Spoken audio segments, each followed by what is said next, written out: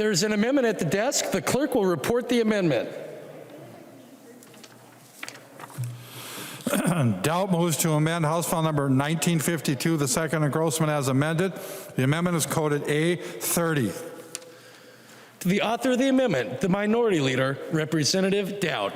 Thank you, Mr. Speaker and members. The A30 is a very simple amendment, and this one is only for the term of the emergency powers that are in place under this COVID-19 emergency that the government is under right now. We have done this. Basically would allow submissions for permits to carry to be submitted through the mail. And so right now under the statute, they have to be done in person, but many of those offices are not seeing customers in person, so it's creating a bit of a problem. We've done this already for marriage licenses and other things, so pretty standard. I don't know that we need to do a roll call. I would assume you're probably accepting this, but I'll wait and hear your response. So would encourage members to support this. It's really simple, doesn't do anything other than that, only allows it for the term of the peacetime emergency. So thank you, Mr. Speaker. The member from Carver, Representative Nash. Thank you, Mr. Speaker. And just to add on to what Representative Dowd said, I have actually spoken with a good number of sheriffs and other chief law enforcement officers, and what they have said is that the requirement that exists for in-person submission really does not do anything effective. So these things should be able to go through the mail, and this is a very good amendment. It puts nobody at risk, and it's just a great thing to do. Thank you, Representative Dowd, for carrying this. Mr. Speaker. State your name. Mr. Speaker, it's Representative Edelson. Representative Edelson, for what purpose do you rise? Mr. Speaker, point of order. Representative Edelson, state your point of order. Thank you, Mr. Speaker. The A30 adds a new subject, specifically the statute 624.714 on firearm permits, and that is not in the underlying bill. So I ask that this amendment be ruled out of order under 3.21. Advice to the Edelson point of order. Representative Dowd. Thank you, Mr. Speaker and members. I wasn't able to hear her, unfortunately. I assume she rose under germaneness. Is that correct? Yes, she rose under germaneness, citing rule of Minnesota House 3.21. Okay. Mr. Speaker. Representative Dowd. Thank you, Mr. Speaker and members. You know, I always, this is the one that you know, often gets bantered around, that we can't offer new, you know, that motions must be germane to the underlying bill. This one most certainly is. And the test here isn't that it can't bring in new information.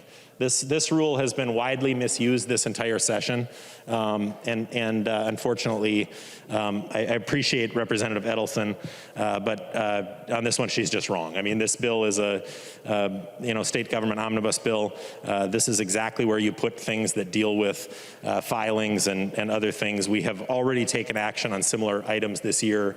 I'm actually just kind of shocked that this isn't just an automatic okay and a, you know, 100 and whatever we've been getting tonight, 28 green votes. And I want to read the rule again for the body. A motion or proposition on the subject different from that under a consideration may not be admitted under the guise of it being an amendment or a motion. Amendment or other proposition offered to the House is out of order and is not germane to the matter under consideration. Whether a proposition is germane to the matter under consideration is a question to be decided by the presiding officer, who may put the question to the House. All it needs to be is germane to the subject. There's nothing else in here. Very often people say you can't bring in a new subject. You absolutely can bring in a new subject as long as the new subject is germane to the bill. This one is absolutely germane to this bill. This is the bill that contains everything like this, including the kitchen sink. So this one absolutely is germane. Again, as a reminder, and I think this is what throws people off, an amendment to an amendment, which you'll notice if you grab them up here, those are the pink sheets. Those can only pertain to the underlying amendment. And I think that's the rule that everybody says, nope, we can't have this in because it brings in a new subject. You absolutely can bring in a new subject on an amendment as long as it's germane to the bill. This one is germane, and I'd ask you, Mr. Speaker, to rule in my favor. Members, The member from Hennepin, the Majority Leader, Representative Winkler. Mr. Speaker, advice. I just want to state clearly that under Rule 3.21, amendment is not germane if it would introduce into a bill a new topic which did not receive a full, fair, and careful public input and testimony in the legislative process. That's one of the criteria. It is absolutely part of the rule. Furthermore, as Representative Edelson said, this introduces a section of law that is not in the underlying bill. Please find the point of order well taken. I have studied the amendment. I have reviewed the bill. I have considered advice from Representative Edelson, Representative Doubt, and Representative Winkler, and I find that the point of order is well taken. Mr. Speaker, I appeal the ruling of the Speaker and request a roll call vote. Representative Doubt requests a roll call vote to appeal the ruling of the Speaker. Are there 15 hands? Seeing 15 hands, there will be a roll call vote appealing the ruling of the Speaker. Discussion to the appeal of the ruling of the Speaker. The Minority Leader, Representative Doubt. Thank you, Mr. Speaker and members. You know, obviously, this is absolutely germane to this bill, and it's absolutely germane to the time that we are in right now. I remember touring the destruction after the riots in Minneapolis a little less than a year ago, and talking to business owners who were telling us about the destruction that had happened to their business, where their business was burned, and they lost their livelihoods. And they told us a story particularly that resonated with me, where they had friends or relatives who had a permit to have a firearm, and they had those relatives come and stand guard in front of their business, literally stand guard in front of their business, to keep their business, their livelihood, their family's livelihood safe. You know, they did that on Tuesday night, on Wednesday night, on Thursday night. On Friday night, they were told that they didn't need to be out there. There was a curfew put in place by the governor. They were told that the National Guard will be here. You cannot be on the street. Unfortunately, that night, the National Guard did not show up, not by their fault. Rest assured, it was because they didn't get the orders to be there. And unfortunately, those businesses burned. But those members of our community who were minority business owners and minority members of our community who should be treasured and respected, and their opinions matter just as much as mine, they understood the importance of having a right to protect your family and your home and your business. And they saw it firsthand that it worked. And unfortunately, because of this pandemic right now, and it's really only the metro counties that are having a big problem with this. Most rural sheriffs have been able to find a way to make this work, but unfortunately the metro area has been just overrun, and they don't have the ability to handle these applications in a timely fashion. And here we are again, facing similar circumstances to what we did at that time back in May and early June of last year, where we could potentially be facing the same sorts of threats to our homes, to our businesses, and to our communities. And frankly, this is an opportunity for you to vote to allow those people the same opportunity that I had and others had more than a year ago to obtain a legal permit to have a firearm and carry that firearm to protect their home, their business, and their family. So I would strongly encourage you to vote a red vote on this, a no vote to overturn the ruling of the Speaker. Fair warning, this vote, this one right here, will be scored by the Minnesota Gun Owners Caucus and by the NRA. So I would encourage you to vote a red vote to give Minnesotans access to their legal right to protect their home and their family and their business and their livelihood with a firearm if they need to. Thank you. Members, the question before the body is, shall the decision of the Speaker stand as the judgment of the House? Further discussion to the appeal. The member from Wright, Representative Lucero. Thank you, Mr. Speaker. And as I heard Representative Doubt just speaking there, I just want to confirm that I heard correctly. Would Representative Doubt yield for a question? He will yield. Representative Lucero. Thank you, Mr. Speaker. And Representative Dowd, can you confirm I heard you correctly that generally speaking that rural Minnesota, the sheriff's departments and other law enforcement agencies have been able to come up with alternative procedures to, or been able to adapt to the scenario to allow for applications to continue to process, contrary or contrasting that to, generally speaking, the metro area, that is where the greater issue is occurring. Representative Dowd. Thank you, Mr. Speaker, and thank you, Representative Lucero. And I'm always hesitant to want to speak for everyone in every sheriff in the state. But it's been my understanding from stories, firsthand stories that I've heard, and I think just kind of general common sense will tell you, the metro area sheriff's offices are much busier right now, and they deal with a lot more. And I think it's just been a little more difficult because they've been limited on their ability to have in-person interactions. And so the permits and the requests for permits, sometimes it's very difficult. You have to get an appointment to drop your stuff off, and those, I've been hearing stories in the metro area of people having to wait months to get that done. And frankly, you should have the ability to do that within just a matter of days. And so people are not able right now to access their Second Amendment right. And frankly, I'm just fearful that there's so many people in the Twin Cities here that really might be in fear of a situation getting out of control in their community, and they might just want to have that extra protection to protect their family and their home. And I'd hate to be the ones who are standing in the way of that. So I hate to make general statements, but it's been my understanding that generally in rural Minnesota, this has not been as great a problem as it has been in the metro area. And I think just kind of my direct stories that I've heard have indicated that. And I think just kind of general common sense would tell you that's very understandable. So hopefully that answers your questions, Representative Lucero. The member from Wright, Representative Lucero. Thank you, Mr. Speaker. Well, that's very concerning to me because that would mean that those in the metro area would be suffering from a disparity. A disparity will have been created, something that is not equitable, inequities. And we know that this body cannot stand disparities, and we have been fighting and continue to fight to end disparities. In fact, just minutes ago, I received an email, I'm sure all of us did, an update from Governor Walz's weekly briefing.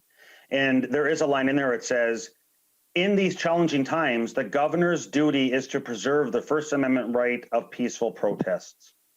Well, not only is it the duty in these challenging times to protect the First Amendment, but it is also the duty in these challenging times to protect the Second Amendment. And we are in challenging times, not just with COVID, but with other events, other tragedies that are occurring. And in the efforts to preserve and protect the Second Amendment, and because we want to eliminate disparities and make sure there's not unequal outcomes, we absolutely need to adopt this amendment.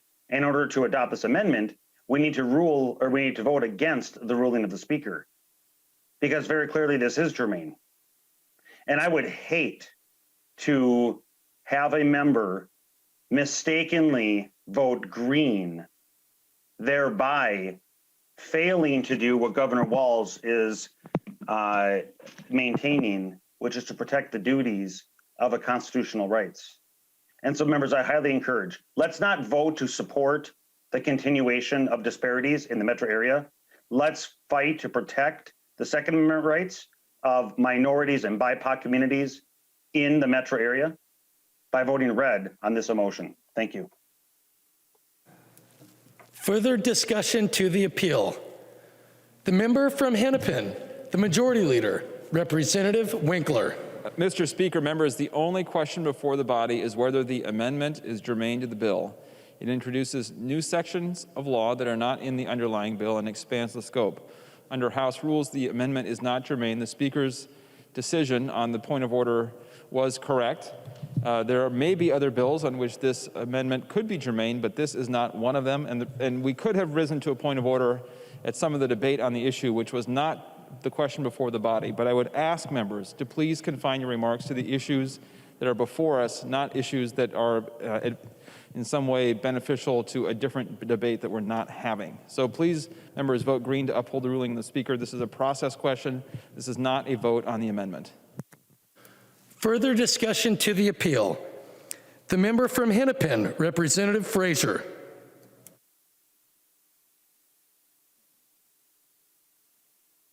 Will Representative Dowd yield for a question, please? Representative Frazier, did you just ask if Representative Dowd would yield to a question? I did.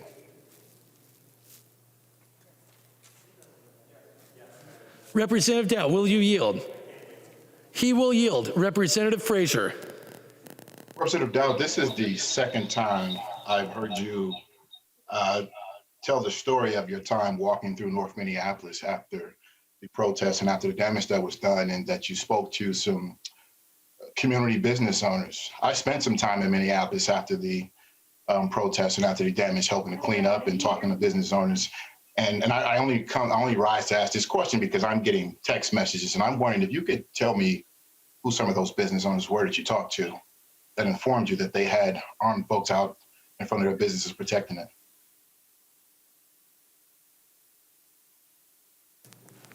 Representative Dowd. Thank you, Mr. Speaker, and thank you, Representative. I cannot tell you their names, but it was a tour with Representative Gomez and the other members from that area, and they literally introduced us to these people on that tour. So maybe Representative Gomez could tell us. One of them was a family that owned a store, was on the south side of that street that we walked up and down. And I remember telling the, would Representative Koznick could potentially yield if you wanted him to yield to answer that question. It sounds like he might remember the names of the people. I am very happy to share the names. I just don't remember the names of everybody that we talked to. But I remember it very well and remember the story very well, as do many of my colleagues. So, and it wasn't North Minneapolis, of course, but nonetheless, it did happen, and those business owners, and that's why I kind of remembered it, right? Because it was interesting to see. We don't typically believe that people in, Minneapolis tend to agree with us on the Second Amendment issues, but it was so great to hear that these people in this community in that moment in time needed that. And they were able to, they didn't have a permit themselves, but their cousin did, and that, they had friends and cousins that would come, and some were up on the roof and some were in front of the business, and they literally protected that business. And I remember them not only talking about doing it, but how effective it was. And, they were watching businesses all around them get destroyed, and they protected their business successfully Tuesday night, Wednesday night, Thursday night. And then that last night they were told, please do not be on the street. You cannot be on the street. Don't violate your curfew. And that Friday night was when their business was destroyed. And just kind of heart-wrenching. I could see the tears in their eyes, but they understood, and they weren't trying to wade into politics. They weren't trying to wade into, is this a Republican issue or Democrat issue? It's not. I want to make sure that somebody in those neighborhoods in Minneapolis that might feel threatened has the ability to protect themselves. That's what the Second Amendment is for. And unfortunately, a lot of times in neighborhoods like that, guns get misused and used illegally, and somehow people believe that if we take the legal guns off the street, that'll prevent them from being used illegally or in crimes. And what that will do is actually just make crimes worse, because the criminals will still have guns, and the people who want to protect their home and their business and their family don't have access to it. And that's exactly what this question is about. Do you want people to have access to protect themselves from people who want to do them harm?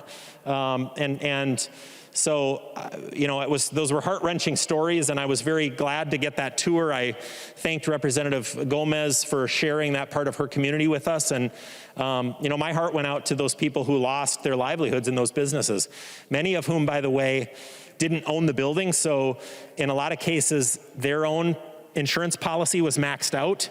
And while the building owner may have gotten insurance to cover the physical damage to the building, the livelihoods of the people who ran the businesses and rented those spaces from the building owners were destroyed or put in jeopardy. In many cases because they may not have the right to protect themselves, or in that case on that Friday night they were told not to be out there and not to protect their business because somebody else would do it for them, and then we let them down. Not we, but our governor let them down, and that was the night that their business burned, and that's what I remember. That's what seared into my memory. I will remind members that we are debating a ruling of the appeal of the ruling of the Speaker. The question before the body is, shall the decision of the Speaker stand as the judgment of the House? Mr. Speaker. Representative Frazier, you still have the floor. Thank you, Mr. Speaker. Thank you, Representative Dowd. I do like the long, eloquent response, but it did not answer my question. And I don't need to defer to another member because I do have one more question. You mentioned that some businesses may not have had insurance to cover the damage that was done. Representative Knorr had a bill called the Promise Act that would provide those resources. Do you support that bill, and have you asked your Senate leader to support that bill as well? Representative Dowd, will you Mr. yield? Speaker. Point of order, Mr. Speaker. Yeah, I will remind members that we should keep our remarks confined to the question before the body, which is, shall the decision of the Speaker stand as the judgment of the House? Representative Dowd, do you care to respond? Yeah, thank you, Mr. Speaker, and I'll just remind the member that it's actually not that part of the rules, but this particular, you're not allowed to question a member on the floor how they will vote on a particular bill or on a particular measure. So that's certainly out of order. But my heart does go out for the business owners. I don't know what's in Representative Knorr's bill. I don't particularly remember all of how many of her 1,000 bills have been introduced here now. But I do want to make sure, first and foremost, what this bill is about is making sure that Minnesotans have a right to protect themselves legally and that they have a reasonable access to that. So the first step in making sure that they have a reasonable access to their Second Amendment right is overturning the ruling of the Speaker here and allowing them that right and that reasonable access. And if you think it's okay to legally get married, and you should be able to access a marriage license legally, which we've already passed, it's very reasonable to accept that we would allow people in your community. Point of order, Mr. Speaker. Representative Dowd is out of order under Mason's 101. He is not debating the issue before the body. I already mentioned in my earlier comments that members should try to stick to it. Representative Frazier engaged a bit in that debate. The debate has already gone far afield from the question of the procedure and process and rules of the House and the ruling of the Speaker. It is time to confine remarks to that question only. I will remind members that they need to confine their remarks to the question before the body, which is, shall the decision of the Speaker stand as the judgment of the House? Representative Frazier. I actually still have the floor, Mr. Speaker. Representative Dowd. Yeah, thank you, Mr. Speaker. And to the Majority Leader, I appreciate that. It actually was your member, Representative Frazier, who was out of order. And I tried to bring that back by saying the first step is to overrule the ruling of the Speaker here, because we do want to make sure, and if you want to make sure that people have access to their Second Amendment and that people in your community, Representative Frazier, have the same access that people in my community do, then you need to overturn the ruling of the Speaker so that we can give them legal and reasonable access to their legal Second Amendment rights. If you can get married and have a marriage license done this way, there's no reason you can't legally turn in a permit to carry a firearm in the same way. So the first step to doing that is to overturn the ruling of the Speaker. The member from Hennepin, Representative Frazier. Thank you, Mr. Speaker. First, I will apologize to members if I took this a little bit off the beaten path. But I will say this, Mr. Dowd, it appears that you're making an assumption about what community I do live in. My constituents have not sent me constant emails raising this issue. In fact, the reason I asked you the question about the business owners is because I know many of them. And I have not received texts or emails from those individuals saying that they need to do this in order to protect their businesses. Mr. Speaker, I will yield there. The member from St. Louis, Representative Lislegard. Well, thank you, Mr. Chair. This has been quite interesting, back and forth, but I just want to be clear. This is to uphold the ruling of the Speaker because it is not germane. Because the issue that Representative Dowd is bringing up, I support, and I also support the next one he's bringing up. But my understanding is these are not germane and they're not part of the bill. So I'm not going to support this because it's not germane, and I'm going to uphold the ruling of the Speaker. I am looking forward to these bills coming up on a different day where I will be supporting them as promised. So I just want to be clear that this isn't about your amendment. This is about upholding the ruling of the Speaker that this is not germane. The member from Ramsey, Representative Pinto. Thank you, Mr. Speaker, and Mr. Speaker, advice to the body. Members, I just want to make sure that we kind of notice how we went down this path in the first place, which was, I believe that what Leader Dowd, the phrase that he used was that the proposal is germane to the times, which is a really interesting rhetorical phrase. Members, that, as Representative Lislegard just pointed out, is certainly not the question before us. The question before us is the proposal germane to the bill, not the times, to the bill. And as Representative Edelson said when she brought up this point of order in the first place, it is most certainly not germane to the bill. The section that is referenced that relates to firearms, Chapter 624, is certainly not in the bill. It is not germane, and all the rest of this was sent off because we had a rather creative way of phrasing this, that somehow germaneness to things that are not the bill is somehow relevant under this rule, and of course that is not the question before us. So we have this procedural question. Is this germane to the bill? The answer is no. And if we were to go against the ruling of the Speaker, we would in that way be taking something that is not germane to the bill and adding it on. And that's not something that we want to be doing, members. We want to be making sure that we're following our rules and our procedures and bringing things up in the proper way. So things may be germane to the times in various ways. We will have various discussions about those things, but the question before us is germaneness to the bill, and is certainly not. And I urge members to vote to uphold the ruling of the Speaker. Thank you.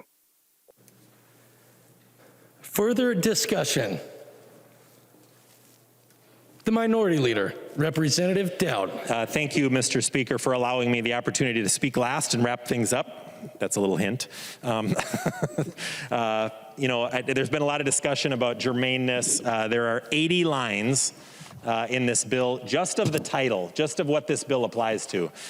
This absolutely is germane. The Majority Leader said that this introduces new sections. It absolutely can introduce new sections. There's nothing wrong with that.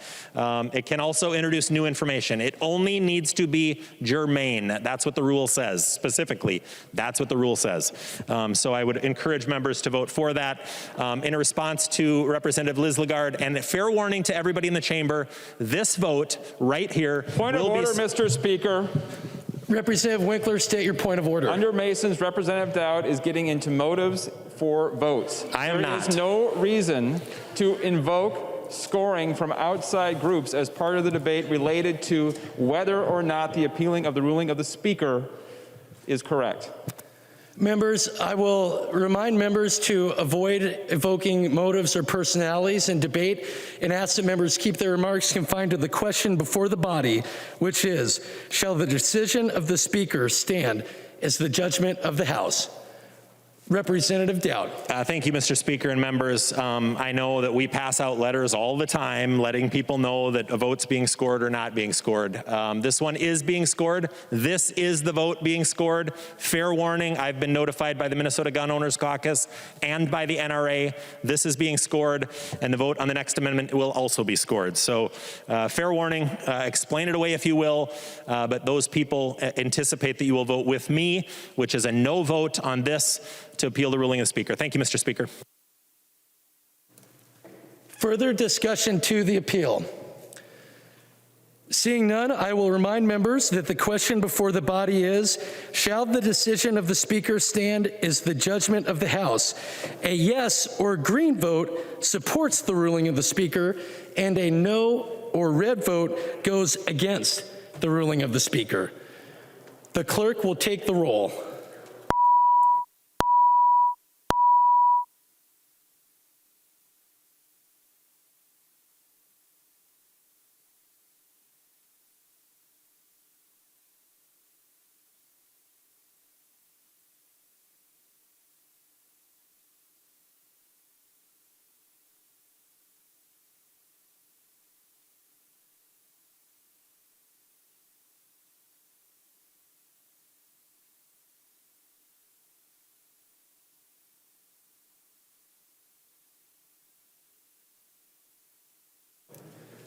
Members who are voting remotely, please vote.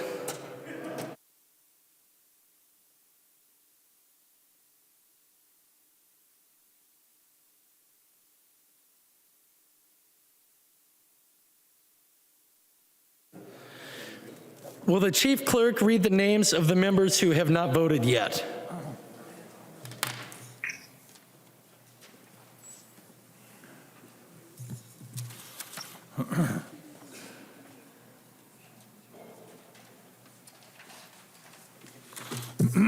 Berg. Berg, aye. Berg, aye. Christensen. Christensen, aye. Christensen, aye. Davids. Davids, no. Davids, no. Davney. Davney. Grossel. Grossel, no. Grossel, no. Hamilton. Hamilton, no. Hamilton, no. Hassan. Hassan, aye. Hassan, aye. Hausman. Hausman, aye. Hausman, aye. Jordan. Jordan, aye. Jordan, aye.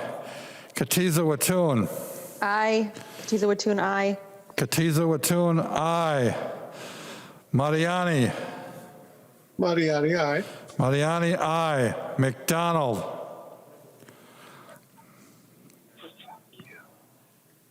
McDonald? Nay. McDonald, no. Miller.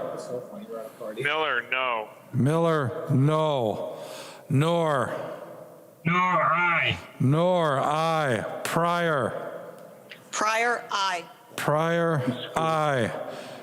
Richardson. Richardson, aye. I'm screwed, Bryn. Richardson, I can't vote. aye. Sandell. Sandell, aye. Sandell, aye. Sandsted.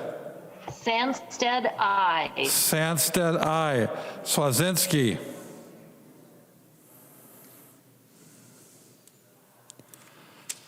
Swazinski. Mr. Thompson. Thompson, aye. Thompson, aye. Wolgamott. Aye. Wolgamott, aye. Davney. Dabney, Davney. aye. Davney. Dabney, aye. Davney, aye. Swazinski. Swazinski. The clerk will close the roll.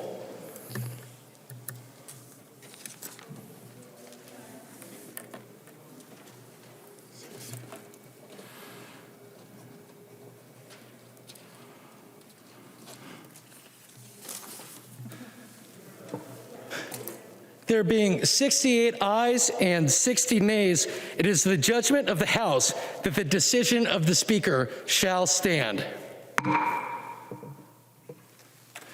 There is an amendment at the desk. The clerk will report the amendment. A doubt moves to amend House File Number 1952, the second engrossment as amended. The amendment is coded A36. To the author of the amendment, the Minority Leader, Representative Dowd. Thank you, Mr. Speaker and members. The A36 actually is a bill that Representative Liz Lagarde introduced into the chamber this year and put into the hopper. That bill is, I'm sure it was referred to committee. I don't know that it got a hearing, but it does something very similar to what the last amendment did. And In this one, it is for new permits, and that those, it's not for new permits. New permits must be submitted in person, but it is for renewals of permits, and that they may be accepted in person, electronically, or by United States mail at the sheriff's discretion. So if the sheriff doesn't want to do that, they don't have to. We're just giving them the ability here. This is a bill that Representative Liz Lagarde has. It is not tied to the emergency powers, so it's just kind of permanent. That would be allowed, and certainly I do support that. Again, this is germane to this bill, and it is appropriate to amend this here. I don't know why it wasn't included. I'm sure it was just an oversight, but I would request that members vote in favor of Representative Liz Lagarde, your colleague, who was thoughtful enough to introduce this bill, and for some reason it just got omitted. Mr. Speaker, I would request a roll call vote as well. A roll call has been requested. Are there 15 hands? Seeing 15 hands, there will be a roll call on the 836 Dowd Amendment. Thank you, Mr. Speaker. I still have the floor, I think. Yes. Thank you, Mr. Speaker. Representative Dowd. Thank you. So just a reminder, again, this vote is, again, being scored by the NRA and by the Minnesota Gun Owners Caucus. They would expect a green vote on this, and certainly would welcome you to vote in favor of giving people this very common sense ability to just renew their permits at the discretion of the sheriff, electronically, through the mail, or in person. So thank you, members, and appreciate your support. Further discussion to the Dowd 836 amendment. Mr. Speaker. State your name. This is Representative Edelson again. Representative Edelson, for what purpose do you rise? Under 3.21, I have Representative Edelson, for what purpose do you rise? Mr. Speaker, I rise for a point of order. State your point of order.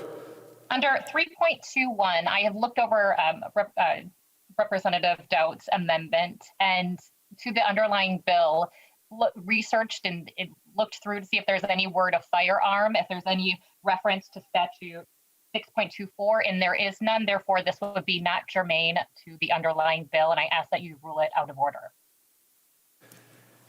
Advice on the Edelson point of order. Representative Koznick. Thank you, Mr. Speaker. And in the underlying bill, we talk about government functions and services all over the place, all 300 some pages practically. I would encourage the speaker to rule in order. And if I may further, previously it was discussed kind of questioning Representative Dowd's legitimacy if he had actually spoken to people in some of the damaged business areas, and I kind of take offense to that. I also was there with Representative Dowd at Midtown Global Market with a number of you and a number of our friends from across the aisle. And then further, we went down on a separate trip to the Central Mercado with some of the people from the Latino Affairs Council and the LEDC. And so, members, I think you should tread carefully when you question the motives of members on a sensitive subject. Those business owners invited me to be there. I brought members of my caucus with us. Representative Gomez was there, as well as a Minneapolis council member. We met in the back parking lot and listened to the stories of those business owners and the fear that they had to protect their livelihoods, that they're there to work, try to make a living, take advantage of the opportunities that America offers. And one of the fundamental things that they were scared of was that their businesses were going to be damaged again. And they were staying up. Representative Dowd was absolutely correct. One of the tenants in that building stayed up for 3 days straight and barely had the strength left to explain it to us. So I would caution members to be very, very careful when you question other members' motives. I think the speaker should have called them out on that right away. And I appreciate the speaker giving me the leniency to do that. You bring it up again, I've got some more to tell you about it too, because that's not a partisan issue. Mr. Speaker, this motion is in order. Further advice to the Edelson point of order. I have studied the amendment. I have reviewed the bill. I have considered advice from Representative Edelson and from Representative Koznick, and I am ruling that the point of order is well taken. Mr. Speaker, I appeal the ruling of the Speaker and request a roll call vote. Representative Dowd appeals the ruling of the Speaker and requests a roll call vote. Seeing 15 hands, there will be a roll call vote. Representative Dowd. Thank you, Mr. Speaker. Again, this is a bill about state government. This is an amendment about state government. It is germane. None of the other stuff that you guys are saying has anything to do with this. You can introduce new subjects. It only has to be germane to the bill. This is absolutely germane to the bill. And just as a reminder, this vote will be scored by the NRA and will be scored by the Minnesota Gun Owners Caucus. So they are expecting you to vote red to uphold people's Second Amendment rights. The reason it is that way is because if you vote with the Speaker, you are moving this bill further from passage. Representative Lisgard mentioned that he excited to vote for this bill later in another place, in another format. If you do not vote with me now, you will not have that opportunity because your caucus did not give this bill a hearing, and it is dead unless we amend it onto something. So this is your opportunity, and folks who support the Second Amendment are paying attention, and they want to make sure that we protect their rights. Thank you. Further discussion to the appeal of the ruling of the Speaker. I will remind members that the question before the body is, shall the decision of the Speaker stand as the judgment of the House? A green or yes vote supports the ruling of the Speaker, and a no or red vote goes against the ruling of the Speaker. Seeing no further discussion, the clerk will take the roll.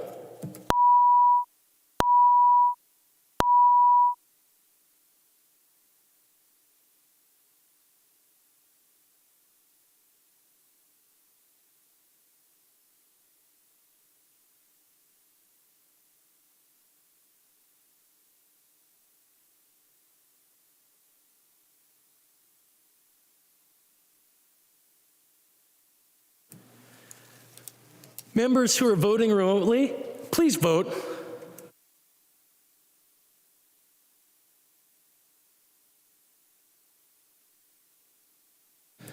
Will the Chief Clerk please call the names of members who have not voted yet?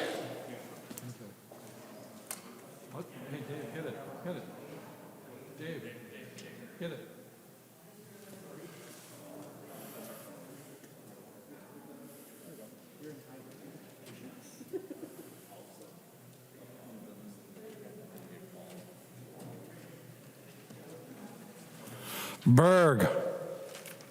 Berg, aye. Berg, aye. Davids. Davids, no. Davids, no. Davney. Daphne, aye. Davney, aye. Grossel. Grossel, no. Grossel, no. Hamilton. Hamilton, no. Hamilton, no. Hassan.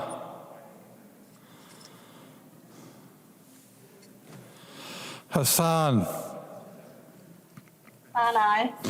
Hassan, aye. Hausman. Hausman, aye. Hausman, aye. Hertas. Toss, no. Hertas, no. Katiza Watun. Katiza Watun, aye. Katiza Watun, aye. Mariani. Mariani, aye. Mariani, aye. McDonald. McDonald, no. McDonald, no. New Brindley. New Brindley, no. Noor. Nor, aye. Noor, aye. Pryor. Pryor, aye. Pryor, aye. Richardson. Richardson, aye. Richardson, aye. Sandsted. Sandsted, aye. Sandsted, aye. Schultz. Schultz, aye. Schultz, aye. Swazinski.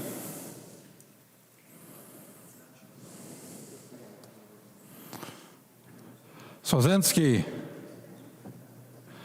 Tice. Tice, no. Tice, no. Thompson. Aye. Thompson, aye. Erdahl. Nay. Erdahl, no. Wolgamott. Aye. Wolgamott, aye.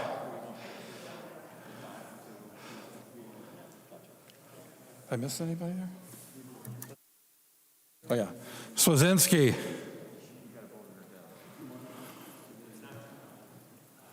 Swazinski.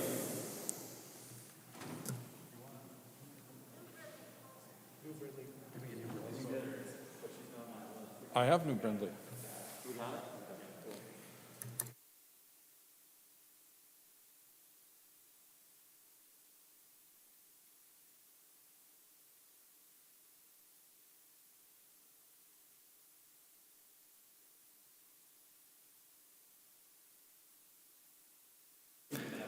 The clerk will close the roll.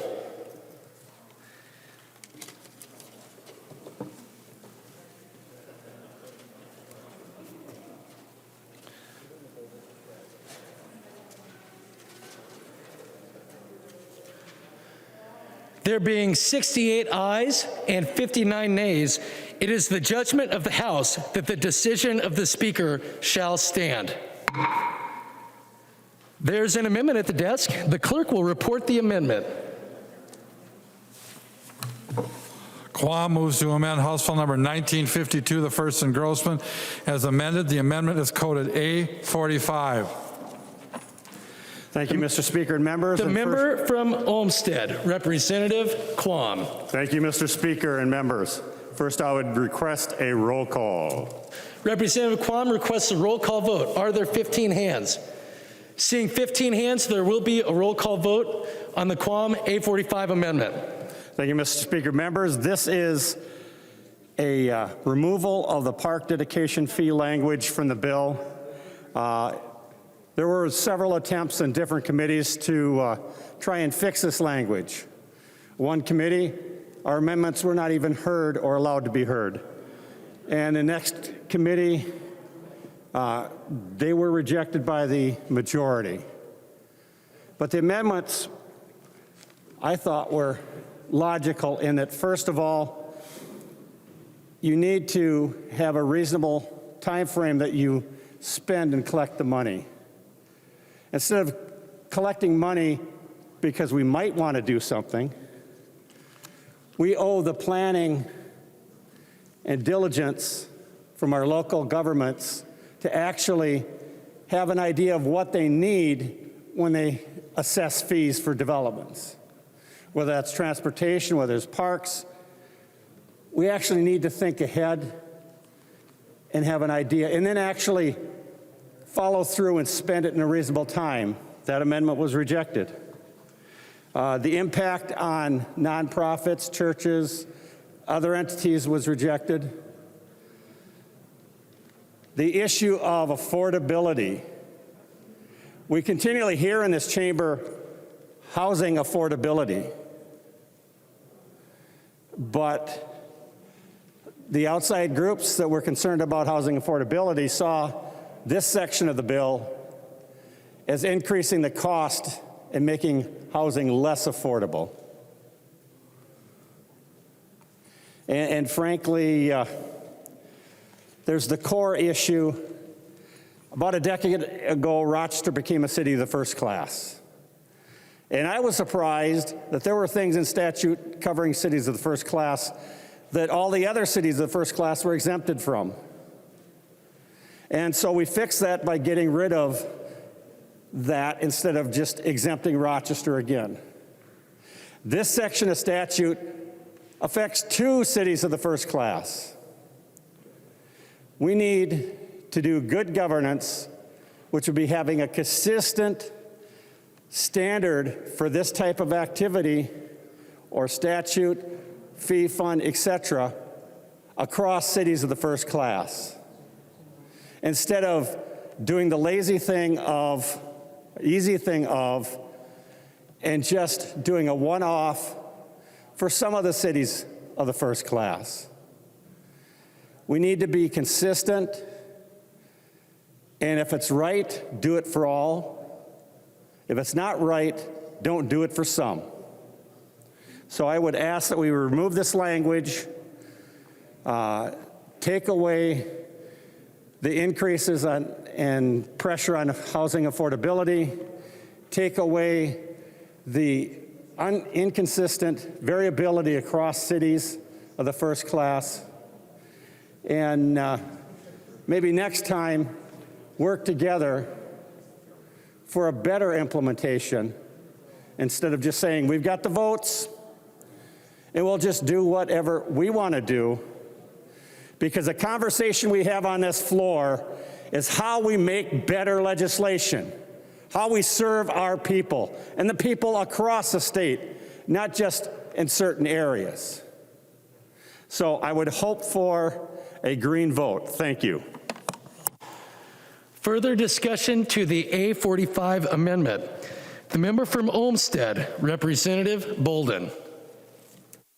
Thank you, Mr. Speaker. I would urge members to vote against this amendment. The underlying provision in this bill stemmed from a bill that I brought forward. The city of Rochester came to me with this idea, which I supported, knowing how important parks are in our communities. And I certainly value them and have used them for a long time with my family. And, you know, we have seen over the course of the last year how important parks have been in our communities. And so this provision, the parkland dedication fees, allows for those parkland dedication fees to be collected for redevelopment. So for example, in Rochester, there's a space that had 3 single-family homes on it. It was redeveloped and now has over 100 apartment units on it. And so allows, you know, the folks in those units should have green spaces and park spaces as well. So in my mind, this is about some, you know, fairness and equity. This is about consistency. So I am grateful for that being brought up. This is already in place for some cities of the first class in our state, has been in place for some time. And so what this provision does is allows it for all cities of the first class, which would also then include Rochester and Duluth. And so this is just a one tool in the toolbox of local government to allow for parks and green spaces. It's one step to allow local communities to have those conversations involving stakeholders. And that has been occurring in Rochester for many years. We've been having conversations and have engagement from area builders and realtors and property owners and residents. And so what we are looking for is consistency, and you know, we should be adding more tools to have those local government conversations in order to bring parks and green spaces into our communities as they are so valued. So again, members, I would urge a no vote on this amendment. Thank you. Further discussion to the A45 amendment. The member from Carver, Representative Nash. Well, thank you, Mr. Speaker. Last night we talked about housing and the impact of various types of fees on people's abilities to get into houses and housing. I got a call from the proponents of this provision in the bill, namely from Rochester, and I had done my research ahead of time and found out that they had just previously passed a $25 million referendum for parks. And now they want more for parks. They would like to build parks in as many places as they possibly can. And on the call, I did get them to admit that this, yes, indeed, they had passed that referendum, but gosh, we just need a little bit more, Representative Nash, to make Rochester more parky, if that's a word. But members, what I'll tell you is I also spoke to some homeowners and businesses and people who are down there that vehemently are not on board with this provision. So members, do the whole research, dig deep, find out. You would have found out that they had $25 million that they were already infused with from a voter-passed referendum. So my question on that is, why didn't you up your referendum to see if you could get it past your people in a vote? But so members, I would encourage you to vote in favor of Representative Quam's A45. It's a good amendment, and it does help provide some restraint, just a little bit of restraint on cities that either they couldn't get the full meal deal past their voters, or they suddenly realized that they could get the legislature to provide some extra funds for them. So thank you, Mr. Speaker. Further discussion to the A45 amendment. The member from Wright, Representative Lucero. Thank you, Mr. Speaker. Well, you know the old phrase, you just love it when a good plan comes together, right? Well, in this case, there was no plan, but it's coming together nonetheless. And that is just yesterday on the housing bill, I went into great detail with my experience as a local city council member prior to becoming a House member on park dedication fees. And lo and behold, the example I mentioned yesterday was the city of Minneapolis double dipping on redevelopment. And look at what Representative from Rochester area brought up. Redevelopment and park dedication fees. It is the exact example I used, and how terrible an idea it was, and the detrimental impact it was having on the ever increasing cost of rental and housing. And now in her own comments, she says she wants to take this terrible idea. This is not her comment, I'm paraphrasing now. Take the terrible idea of allowing the city of Minneapolis to double dip and expand that out to more cities of the first class. Members, this is a terrible idea. And it's for that reason we absolutely need to support the Quam Amendment. And what I also find striking in her comments were the example she said was 3 single-family units being combined and redeveloped into an apartment complex. Well, look at the verbiage. It says industrial development. Members, industrial development, here's just one example. Up right, it's actually technically in Representative Robbins' district, but we have the FedEx facility. The FedEx distribution facility is an example of industrial development. And I'll tell you, I don't know if any of those workers at the industrial factory or areas of the city are utilizing playgrounds. Members, we should absolutely not allow a provision to allow cities of the first class to assess a park dedication fee for industrial development. Members, this is a terrible provision in the bill. We need to support the Quam Amendment. Please vote green. Thank you. Further discussion to the A45 amendment. The member from Wabasha, Representative Drazkowski. Thank you, Mr. Speaker. Mr. Speaker, members, we seem to have parks growing all over in Minnesota. I'm wondering if Representative Hornstein would yield for a question. Representative Hornstein, he will yield. Representative Drazkowski. Thank you, Mr. Speaker. Thank you for yielding, Representative Hornstein. So Rochester, Representative Hornstein is looking to do, at least the government officials in Rochester, that's what we heard from Representative Bolden. We don't know whether she talked to real constituents or not. But the government is asking her to bring this bill forward so that they can raise taxes on people's property in order to build more parks. I understand, and we had a discussion a couple of years ago about the rapid pace of park development and the park density in the city of Minneapolis. I think Minneapolis might give Rochester something to know where they're going if this gets turned over to their local government to do the same thing. So, Representative Hornstein, could you characterize for us where is Minneapolis? Do they really have the highest density of parks of anybody on any city on the planet? The member from Hennepin, Representative Hornstein. Thank you very much, Mr. Speaker, and Representative Drazkowski. I'm proud of the fact that the city of Minneapolis, where I represent, was voted the #1 city for parks in the country. And I was also proud to carry the park dedication fee for the city of Minneapolis several years ago. And that was a popular bill because the developers actually, many developers appreciated that because they know that parks are a very, very important enhancement.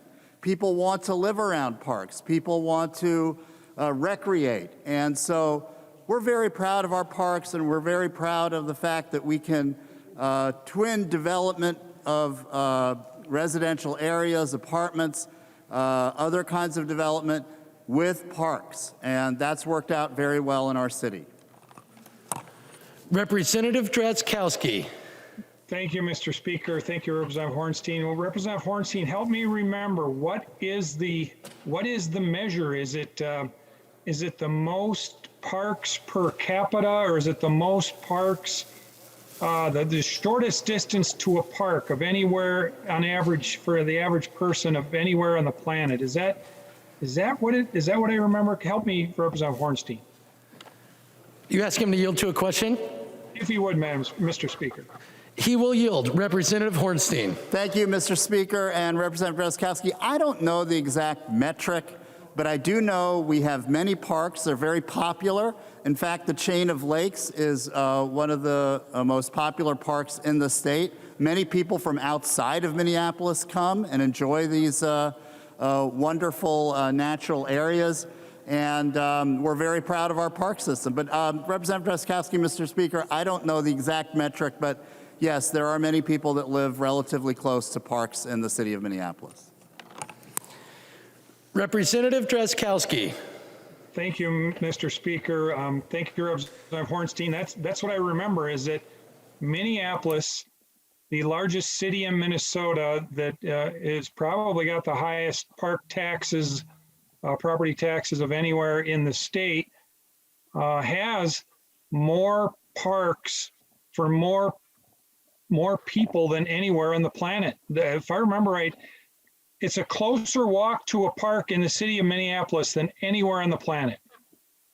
So, Mr. Speaker, members, what the people in Rochester need to understand, if Representative Bolden's provision here that she brought after being begged by her local government's officials to bring it, if it passes, if this Representative Quam's amendment is not successful and it gets into law, Rochester is going to be on its way to building more and more and more parks, and then even following Minneapolis and maybe doubling or tripling that park fee later on, because once you get into some of the people's money, it's never enough, and they will find no end to the stream of money in the people's wallets. So members encourage a no vote on this. I think we need to allow the people in Rochester some respite from the extraordinary, the excessive taxes that the city of Rochester is just smoking their budgets down there, their family budgets to begin with. And this would only allow the government to do even more to them. Thank you, Mr. Speaker. Thank you, members. The member from Olmsted, Representative Liebling. Well, thank you, Mr. Speaker. You know, to hear some of you Republicans talk, a person would almost think that you were against local control. Golly, I've heard you all talk about local control over and over and over, but in fact, you are not for local control. You are for local control when you don't like what the state is doing, but you have no problem. Representative Drazkowski, Representative Nash, you have no problem telling us who represent Rochester what the people in Rochester want and what we should have. And I must say I resent that. And don't ask me to do anything for rural Minnesota, and don't ask me to do anything for your district. And Representative Quam, you know, I asked the representatives, I asked the mayor and the folks at Rochester whether you talked to them about any of these amendments, and they said no. So I don't know why you are so anxious to tell your own community, and I know you represent Mr. Speaker, a lot of Dodge County, and only a little piece Representative Koznick, state your point of order. According to Masons, I believe the Speaker, Representative Liebling's calling into question the member's motives. If she could just make her statement and we can move on. Thank you. I will remind members not to evoke motives or personalities and to keep your comments confined to the matter before the body, which is the A45 amendment.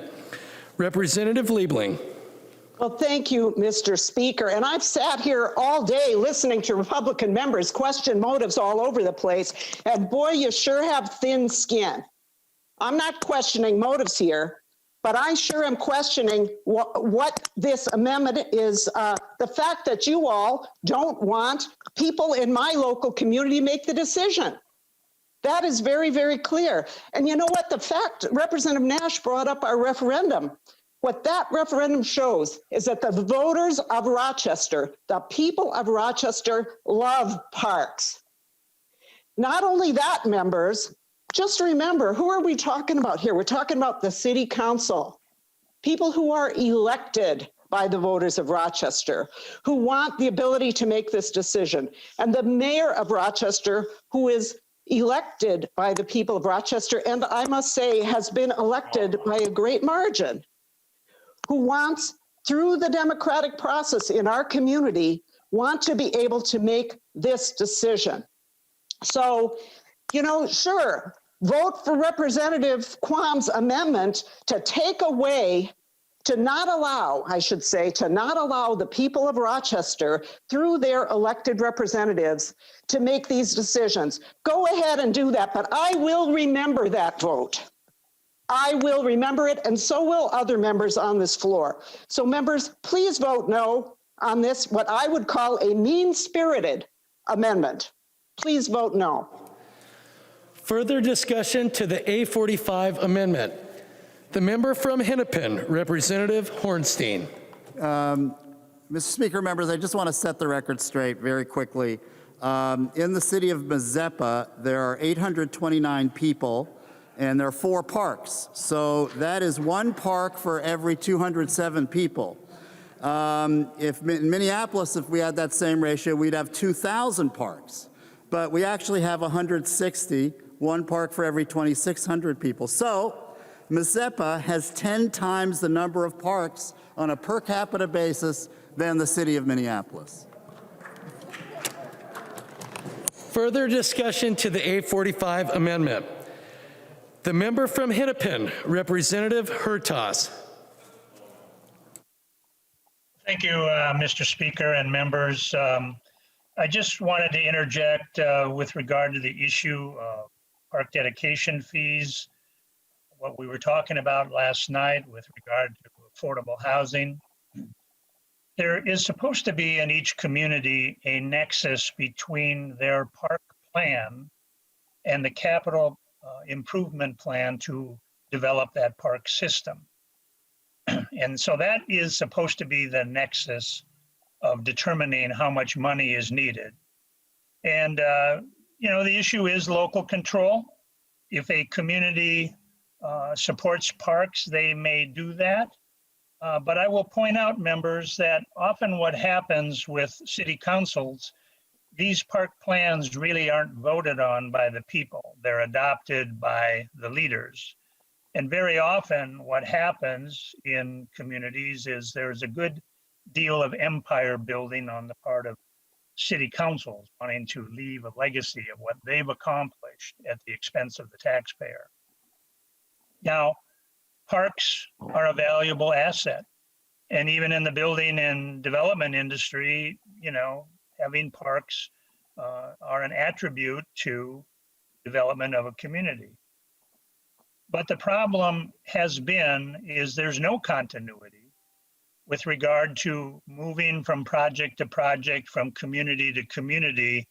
There is no real standardization in terms of what to expect. And you'd be remiss as a developer to not know before you decide to move ahead with park dedication fees and costs. For example, some communities have a modest per lot park dedication fee of $500 per lot. So that adds $500 to the cost of each home. Some communities have park dedication fees that are approaching 5 digits, nearly $7,000, $8,000, $9,000 per lot. So you can see there's quite a great deal of room for improvement in terms of achieving both goals of having adequate parks and also making sure that you're doing something about reining in the fee structures which drive the price of housing. So you can't have it both ways. So I don't take an opinion on this particular amendment. I don't care to advise you which way to vote. I think it is a local issue, but be aware that there is no continuity whatsoever from community to community as to what their capital improvement plan is for parks and how much capital is needed to do that. Lastly, I will close. There has been a precedent that when you develop land, you either pay the park dedication fee per lot, or you may have the opportunity to give a dedication of land in lieu of payment of the actual park dedication fee, and you get a credit for that. So that's not at all atypical, not at all atypical of when you come in with a plat that maybe the community has a vision of a corner of that piece of property being part of a park plan. But again, when you dedicate the land, you get a credit for it. And, you know, there's always a little wink, wink.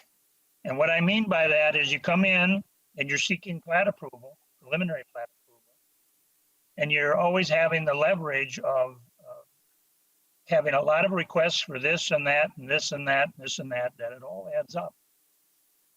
And so if you want your plat approved, just happily agree to everything we ask for. And that's why it's sometimes necessary to intervene, maybe at the state level, to have some balance and some scope to that. Because like I mentioned, the cost of a project, imagine $7,000 times 80 lots, that's, you know, $560,000 a park dedication fee. Excuse me. So anyway, with that, I'll end it, but it is relative to the things we've been talking about for the last 2 days. Thank you, Mr. Speaker. Further discussion to the A45 amendment. To the author of the amendment, the member from Olmsted, Representative Quam. Thank you, Mr. Speaker and members, and a little more energetic than I thought it would be on this. Just to clear up a couple of things. It was insinuated, actually stated, that I didn't speak with any of the local government people. It being 2021, middle of a pandemic, I didn't have a face-to-face meeting. But I did use this newfangled thing called text messaging, which I think counts as a conversation. In fact, I had several occasions of text messaging, sometimes during committee meetings, sometimes before, sometimes after. So if we can consider text messaging having a conversation, then I wanted to set the record straight that I did actually talk to local leaders, including a former representative of this chamber. And I try to keep up on local news and opinion and et cetera. The big controversy in Rochester this past week had to do with parks, but it had to do with putting oil on Canadian goose eggs so that they would not develop and hatch, and so they were basically killing off the next generation. That was a park controversy this past week. I like parks. One of my favorite memories from high school was coming up for the early bird cross-country race around a lake in a park up here. I enjoy parks, took my kids to them, take my grandkids to them, and they're good. And frankly, if that's what we were talking about, I think we could come together and have a solution. But I have less confidence that that's actually what we're talking about by the fact that they rejected saying the fees collected needed to be used for a park located within X number of blocks. I picked 20. I think the city of Minneapolis, you almost have a park every 10 blocks, or, I mean, it's much smaller than that. So I didn't want to upstage Minneapolis. I said within 20 blocks. I thought that was reasonable because if your reason to collect money is to get a park for the people in a new development, then put a park within walking distance of that new development. That was rejected. I also said that industrial is sort of against what you're, family units, I can understand that. People, residents, kids, etc., having a park. There are 40 to 50,000 people commute into Rochester for work. Now, if you're going to collect park dedication fees per worker, which is done in Minneapolis and St. Paul, you're actually going to be doing more fees for the workers than the actual new residents in those developments. And I said, let's just have it for actual people, residents. That was rejected. I said, use it within a reasonable amount of time, because Minneapolis and St. Paul have, is it 10, 15, 20, how many millions of dollars in an account that's sitting there waiting for the project. I think a city, especially a growing one like Rochester, ought to think ahead and plan. We want a green space here, here, here as we develop out. And if you plan, you know what you're going to spend the money on. You can justify it to the community, the developers, and you spend it in a timely fashion. Rejected. And frankly, the cities of the first class, the author of this language said, Minneapolis, cities of the first class already had this. We're just wanting, well, if that's true, then why don't we have one standard for cities of the first class instead of adding a new flavor? When I tried to have it universal, get the best language, it should be good for all, rejected. Now, I hope Representative Drakowski misspoke when he said he was going to vote against this, because it sounded like he was bringing up points that I would have used to vote for removing this language. I'm not against the idea of parks and funding them, but I'm against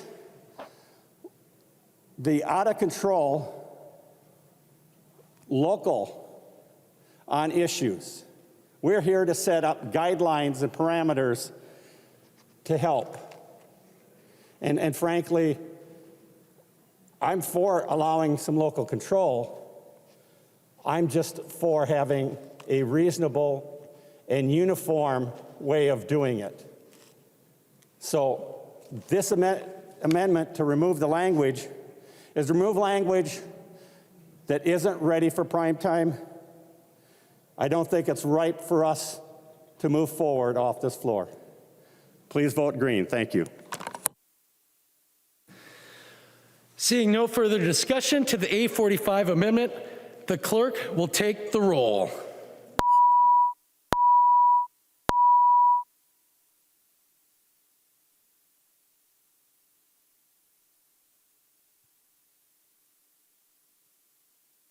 God damn it, you little fucking piece of shit.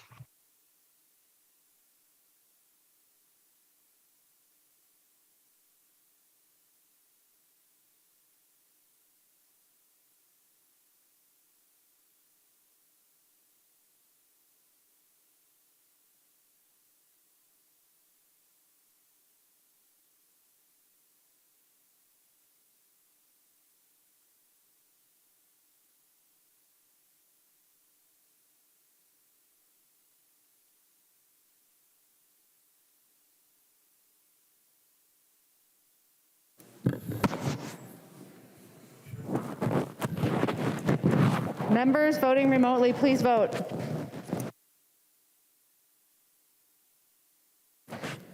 Will the chief clerk call the names of those who have not voted yet?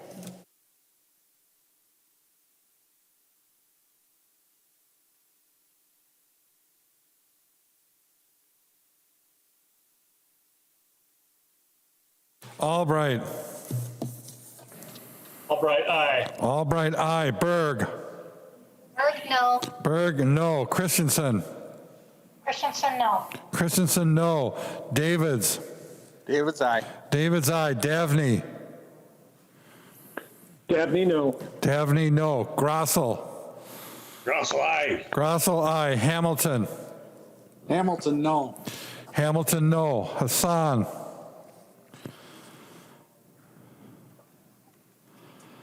Hassan. Hassan, no.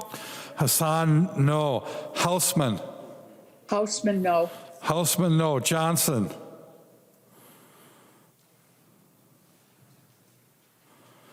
Johnson. Cagle. Hagel, no. Cagle, no. Katiza Watun. Katiza Watun, no. Katiza Watun, no. Listlegard. You got many more sisters. Listlegard. Mariani. Mariani, no. Mariani, no. McDonald. McDonald. Pearson. McDonald, yes. McDonald, aye. Pearson. Sorry. Pearson. Pryor. Pryor, no. Pryor, no. Richardson. Richardson, no. Richardson, no. Sandsted. Sandsted, no. Sandsted, no. Swazinski. Swazinski, aye. Swazinski, aye. Thompson. Thompson, no. Thompson, no. Walgamot. Walgamot, no. Zhang Jie.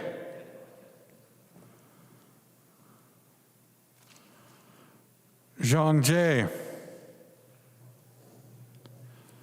No. Zhang Jie, no. Zhang Jie, no. Johnson. Johnson, aye. Johnson, aye. Listlegard. Listlegard. Pearson. The clerk will close the roll.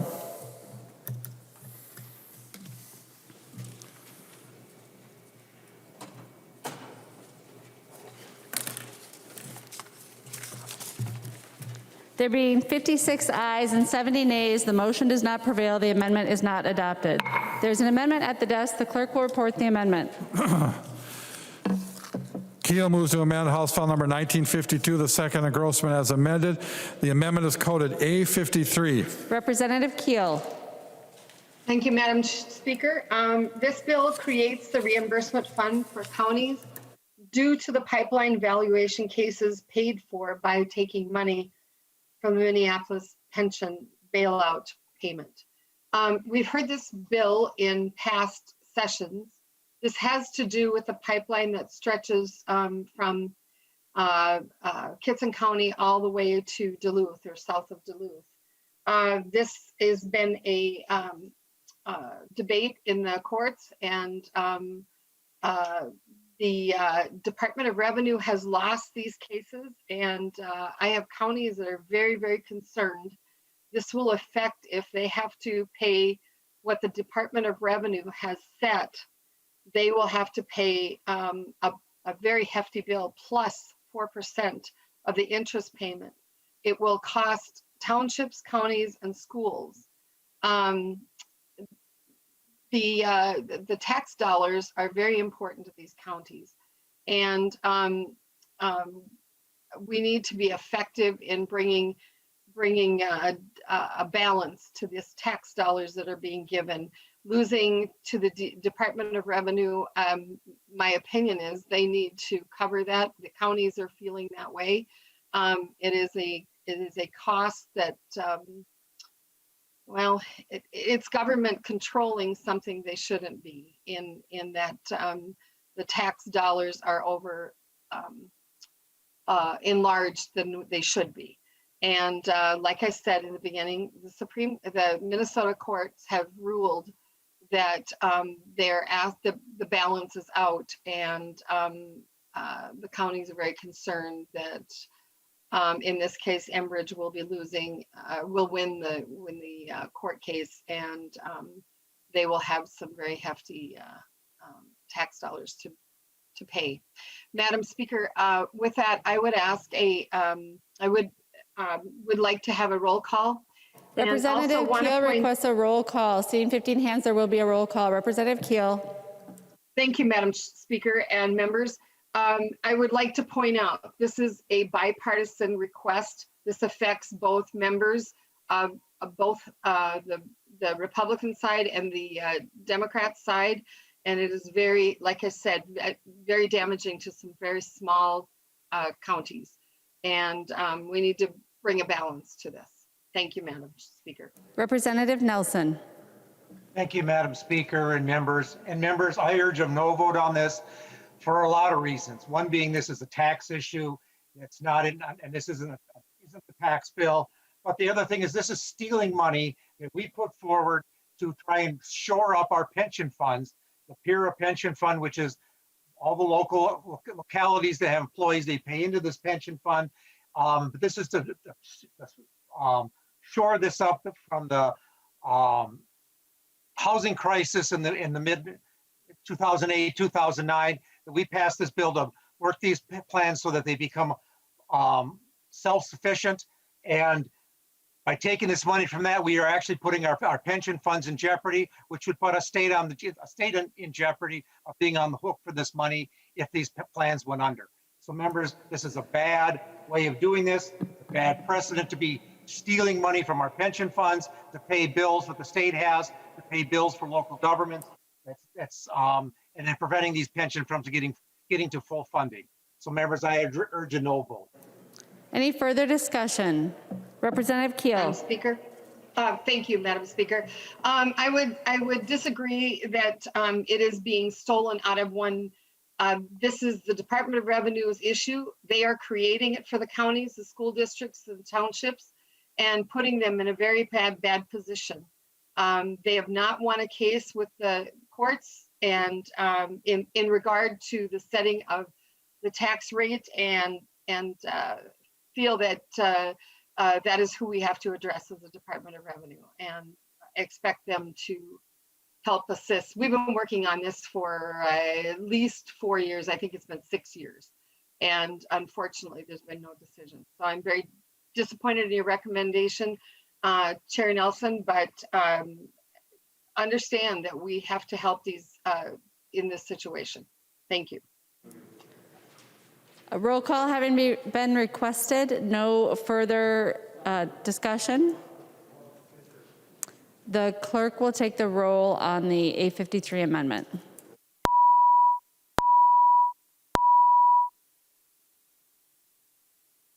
Members voting remotely, please vote.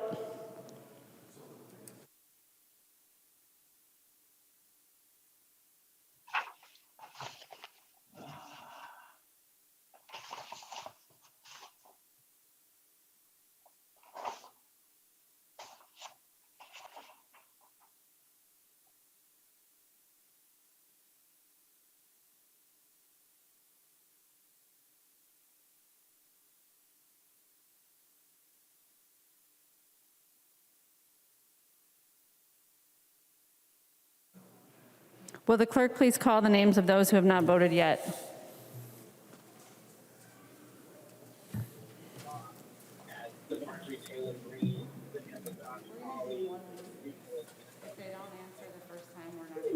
Fine, good. Acom. Acom. Acom, no. Acom, no. Albright. Hickam, aye. Or Albright, aye. Albright, aye. Berg. Berg, no. Berg, no. Davids. Davids votes aye. Davids, aye. Davney. Dabney, no. Davney, no. Gomez. Gomez, no. Gomez, no. Grossel. Grossel, aye. Grossel, aye. Hamilton. Hamilton, aye. Hamilton, aye. Hassan. Hassan, no. Hassan, no. Hausman. Houseman, no. Hausman, no. Cagle. Cagle, no. Cagle, no. Katiza Watun. Katiza Watun, no. Katiza Watun, no. Krishaw. Krishaw, aye. Krishaw, aye. Listlegard. Empire. Listlegard. Mariani. Mariani, no. Mariani, no. McDonald. McDonald, aye. McDonald, aye. Pearson. Pearson, aye. Pearson, aye. Poston. Poston, aye. Poston, aye. Pryor. Pryor, no. Pryor, no. Sandsted.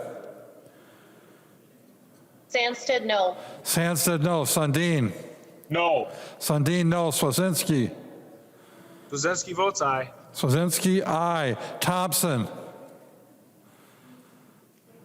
Thompson, no. Thompson, no. Zhang Jie. Song J, no. Zhang Jie, no. Speaker Hartman. No. Speaker Hartman, no. The clerk will close the roll.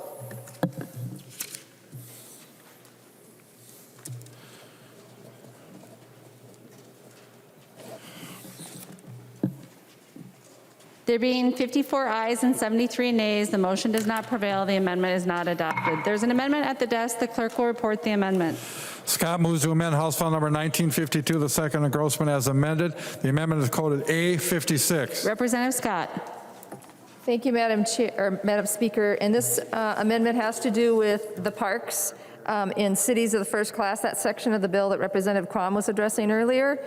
And what this bill, or what this amendment says is that, if you're going to build a park, at least put it at least 1,500 feet away from a known sex offender. That is the amendment. It's pretty simple, folks. Nobody wants to build a park that nobody's, we want to build parks where people are going to use them and not be afraid to use them. But if there's a sex offender in the neighborhood, probably not the best location for a park. Thank you, and I would encourage a green vote and ask for a roll call.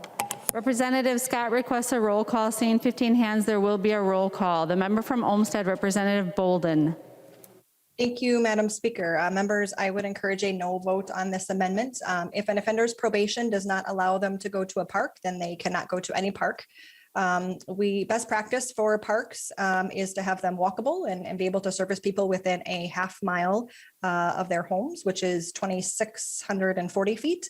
To fully cover people across the city, in those ranges. That means a person living just outside of a quarter mile would be able to stop a park project just because they live there. And so this amendment could negatively affect many from having access to a park because of one individual. We could always build parks on top of. In addition, if a level 3 offender moves, which isn't uncommon, one person could conceptually impact multiple park development activities. Lastly, this issue was not brought up in committee, or there's not been previous conversations about it, and it impacts sort of a bigger issue. And so, there would need to be more conversations about this before it would be enacted. So again, members, I would encourage a no vote. Thank you. Representative Lucero. Thank you, Madam Speaker. To the comments that were just made, are you kidding me? In my community, we've had firsthand experience of having to deal with this issue with sex offenders. And it is the entire community that came out several years ago. This was back, it was in my city, and it was back when Representative Pepin was still in office. And I know that my colleague, or our colleague, Representative Robbins, and has been dealing with this as her successor. And in regards to sex offenders not being permitted in parks, what a joke, those comments. The outcry of the community from those neighbors living by, of having them, the neighbors out in their yards, and the concerns of having these sex offenders just looking at their kids and whatever thoughts that they might be going through their heads. So it is absolutely zero consolation to say that a sex offender can't go to the park because some piece of paper says they can't. That it does nothing for the parents and for the adults, for the girls, for the women who know that those sex offenders are looking out their window at them. Members, this is a good amendment. We need to support this. In no way should we have sex offenders near parks looking at young children. Please vote green. Thank you. Representative Scott. I encourage a green vote. Thank you, Madam Speaker. Representative Fisher. Thank you, Madam Speaker. I would encourage a red vote on this. And this has all to do about equity out in the system. And I'm trying to represent the voices for youth who've been homeless and who are of color in North Minneapolis, where there's a high concentration of sexual predators. This means that they don't get to have their parks out there because of the concentration in that area. Instead, the park fees would go, if this was passed, would build parks in areas that are basically for white people in middle income areas, and denying those park opportunities to children who are Black and poor in North Minneapolis or homeless. And so I see this as a racial equity type issue. If we're going to have equality across the board, we have to be careful of what we're putting into law, because this will have a disparate impact on those of color. Thank you. Representative Liebling. Thank you, Madam Speaker. So members, once again, you know, I've been in the legislature a while, and this is an issue that comes up as regularly as dandelions in the lawn. You know, it's the old sex offender gotcha amendment. And here we are, we have arrived. Well, members, this is putting this amendment in a section of law, as I'm understanding this, that only applies to Rochester and Duluth. This is about parks, not sex offenders. That's what this section of law is about. And in case you haven't noticed, as Representative Bolden alluded to, sex offenders can move pretty easily, but parks do not. Parks kind of tend to stay where they're put. And so honestly, I think this is a ridiculous gotcha amendment. And I strongly encourage all of you to vote no on it. This is an issue, this issue about where sex offenders can live and, you know, where they can go and all that. That is certainly a valid debate to be had, but not in a parks little piece of legislation where a couple of communities are asking to be able to do some more parks. So, you know, this is, again, just a gotcha, and I just urge all of you to vote no. Seeing no further discussion on the amendment, the clerk will take the roll.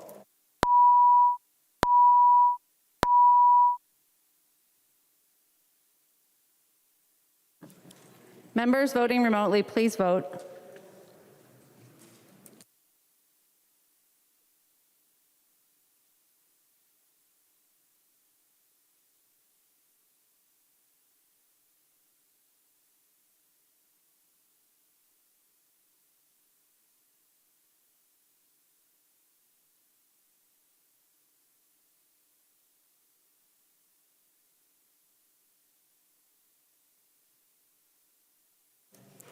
Will the clerk please call the names of those who haven't voted yet?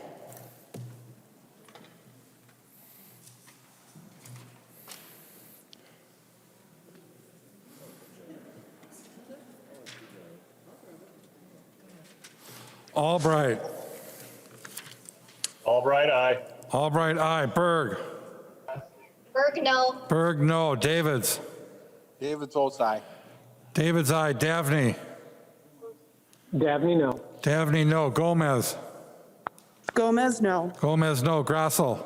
Russell, aye. Grassel, aye. Hamilton. Hamilton, aye. Hamilton, aye. Hassan. Hassan, no. Hassan, no. Hausman. Houseman, no. Hausman, no. Cagle.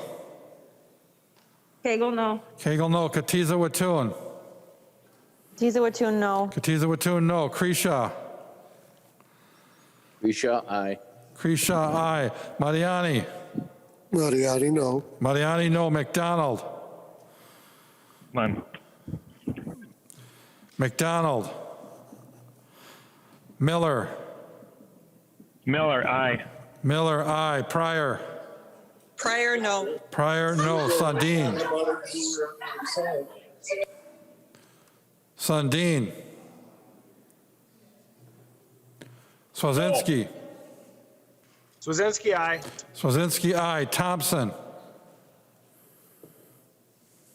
Thompson, no. Thompson, no. Zhang Jie.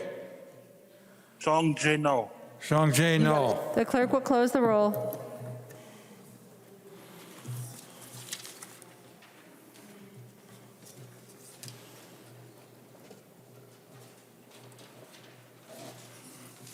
There being 60 ayes and 67 nays, the motion does not prevail. The amendment is not adopted. There's an amendment at the desk. The clerk will report the amendment. Nash moves to amend House File Number 1952, the second engrossment as amended. The amendment is coded A27. Representative Nash. Thank you, Madam Speaker. The A27 is an amendment to create a council or a commission to look at what happened in the city of Minneapolis last year. I think Minnesotans want to know what decisions were made, who impacted them, who made them, what was the ultimate chain of command and custody of those decisions. I am very grateful that Representative Winkler and I worked very closely on this, and with that, I am withdrawing the A27. Representative Nash withdraws his amendment. There's an amendment at the desk. The clerk will report the amendment. Winkler moves to amend House File Number 1952, the second engrossment as amended. The amendment is coded A82. Representative Winkler. Madam Speaker, this amendment does provide for a review commission for the state and local response to mass demonstrations. It's broader in scope than what Representative Nash first brought forward, and we want to make sure that Minnesota has the ability to best understand how to address these larger concerns. The amendment also protects the House, Senate, and LCC from future line item vetoes by governors of the budgets of those institutions. I ask for a yes vote. Any discussion? Representative Doubt. Thank you, Madam Speaker, and thank you, Representative Winkler. I realized earlier when I was talking about our current governor and the previous governor that I had made a comment about the previous governor really understanding the role and power of the legislature and respecting that. And what I should have said, except for the time that he line item vetoed and tried to eliminate us. I don't know how that could have escaped my memory, but this amendment actually, at the time when that happened, I said that this was actually the thing that we needed to do to fix that. So this amendment basically would still allow us, or still require us to go through our normal process, just wouldn't require the governor's signature on our budget. This is how the state of Wisconsin does it. So I appreciate you bringing this forward. This is only part of it, however. The next part of that is the Supreme Court during that time ruled that in the event of a shutdown, the courts cannot appropriate money. And if we do have a state government shutdown, it's going to be a hard, permanent shutdown with everything shut down. And nobody's going to let that happen, of course. So we'll get ourselves into this continuing resolution thing if we don't come up with some solution to that. So while this is part of it that fixes the legislature, we still have an unanswered part as well. So I'd appreciate members supporting that part. Representative Nash. Yeah, thank you, Madam Speaker. And Representative Winkler, thank you for working with me on the commission piece. I think that for those that are watching at home, this is a bipartisan effort because we all want to know what happened and how can we provide answers to the people of the entire state of Minnesota. So I appreciate your bipartisan effort to work on that with me. We had a couple of phone calls where we talked about this, trying to make sure that it's very, very good. I appreciate it. Thank you very much. All those in favor of the Winkler Amendment, please say aye. Those opposed, please say no. The motion prevails. The amendment is adopted. There's an amendment at the desk. The clerk will report the amendment. Nash moves to amend House File Number 1952, the second engrossment as amended. The amendment is coded A54. Representative Nash. Thank you, Madam Speaker. The A54, for those of you that have watched social media, I have now been to the state morgue twice. The state morgue was, I think, a purchase that was made in haste. I am glad that we did not need it, but I think that similar to the request that I made earlier for a report to be generated, this is something that I believe that should be reported on because there were a lot of moving parts, there were a lot of decisions that were being made, and I think that in speaking with Chair Nelson, he is willing to take this amendment and would wait for the amendment to the amendment. Representative Nelson. Madam Chair, which amendment are we talking about? I'm The looking at A54. Madam Chair, the members, I don't know what the other amendment is to this, but the A54 would take money from FERA. I'm reading this amendment right. And again, we talked about the earlier amendment. This is taking money from FERA to update capital security. Madam Speaker. Again, we are taking money out of our pension plans and leaving them at jeopardy of being insolvent. Representative Nash. Yeah, Madam Speaker, sometimes when you do this a lot, I've had only a trifle number of amendments. You get a little tired and confused. This is a different amendment that would take some money from the pension funds and put it into capital area security improvements. Now more than ever, we do need to make sure that this entire campus of all the buildings up here, not just the Capitol, not just the State Office building, not the Senate building, but everything that's up here does need to be protected. We have for many, many years tried to get this funded.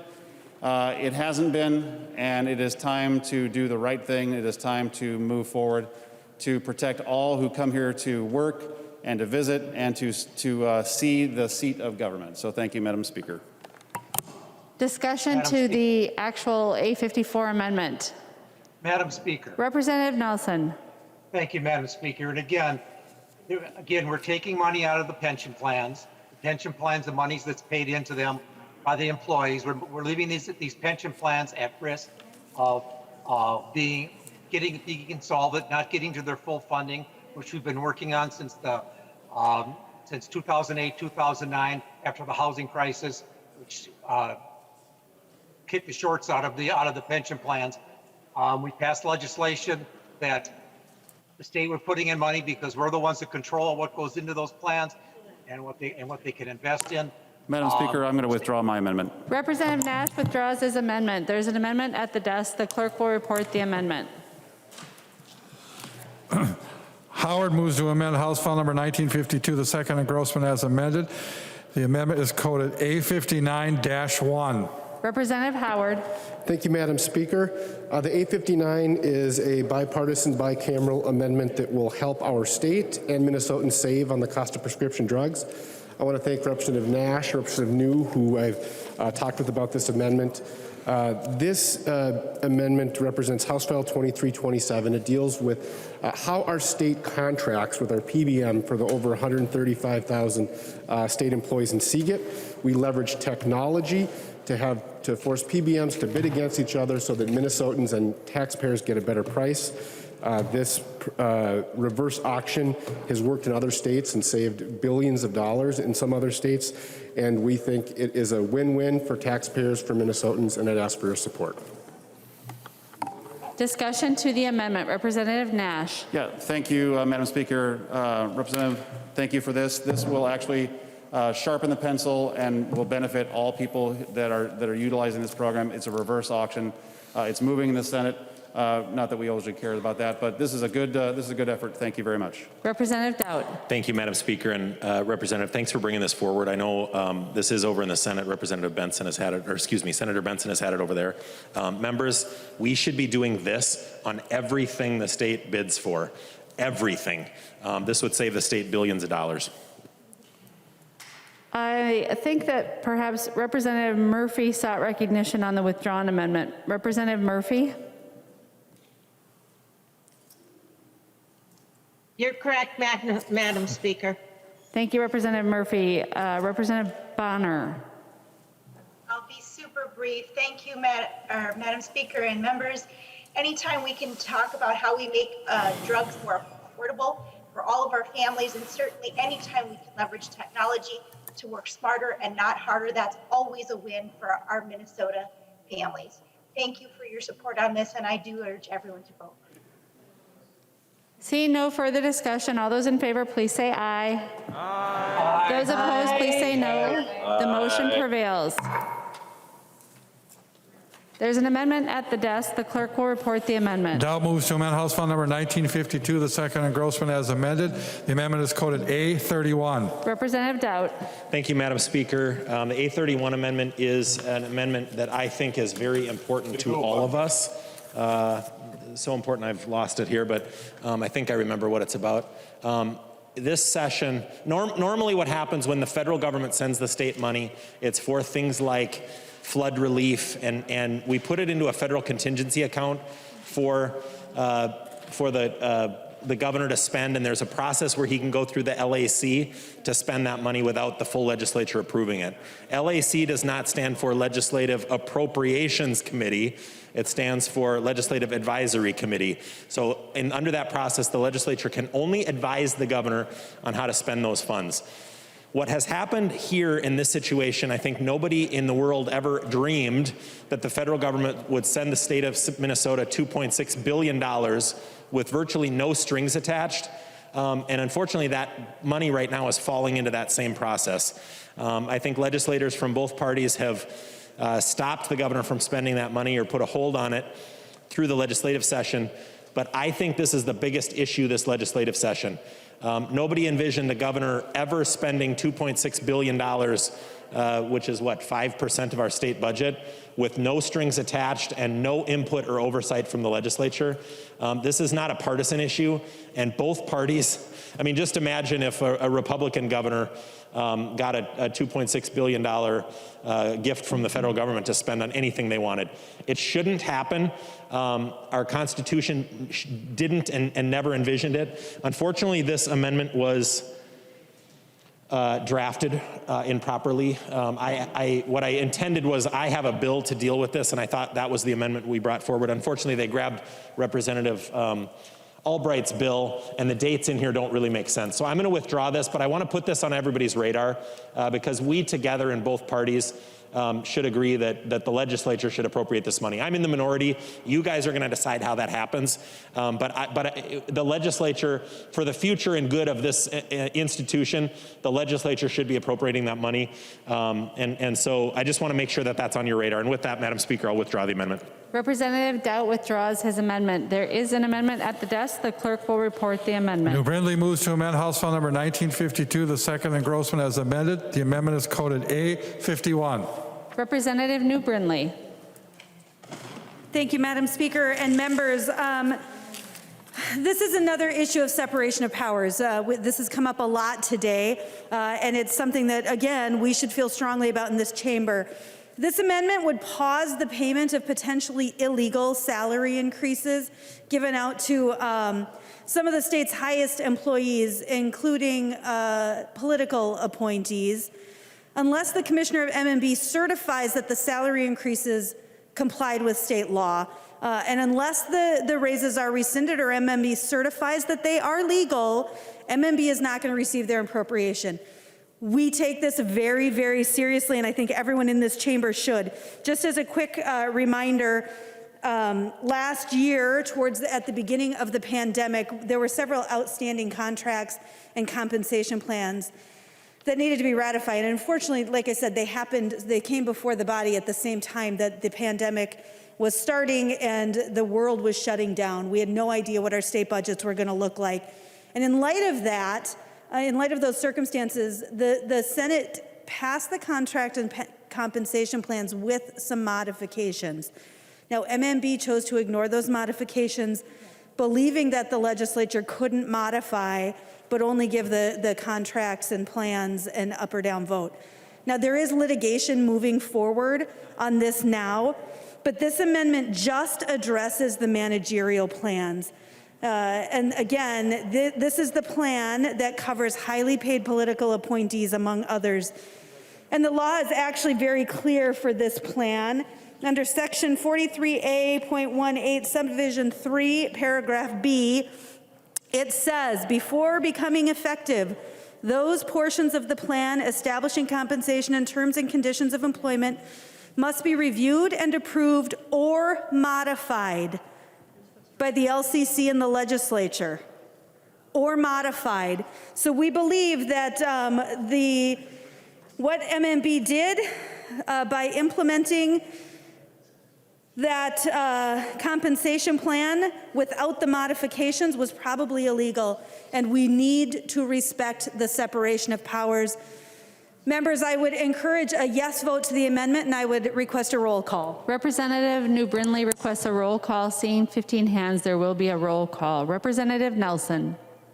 Thank you, Madam Speaker. Members, I recommend a no vote on this.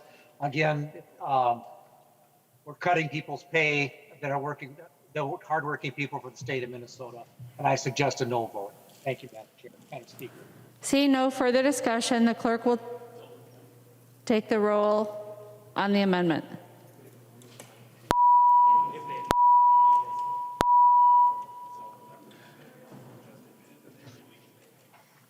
Members voting remotely, please vote.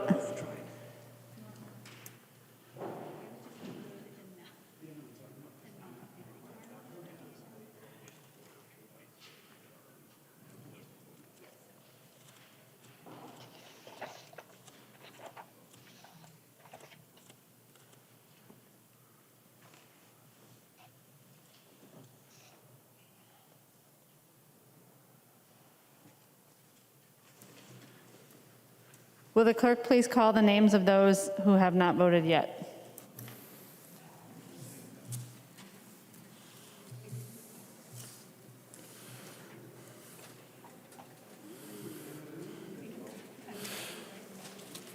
Anderson.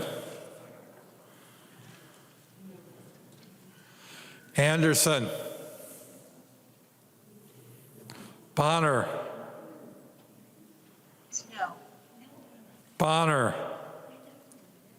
Bonner votes no. Bonner, no. Berg. Berg, no. Berg, no. Davids.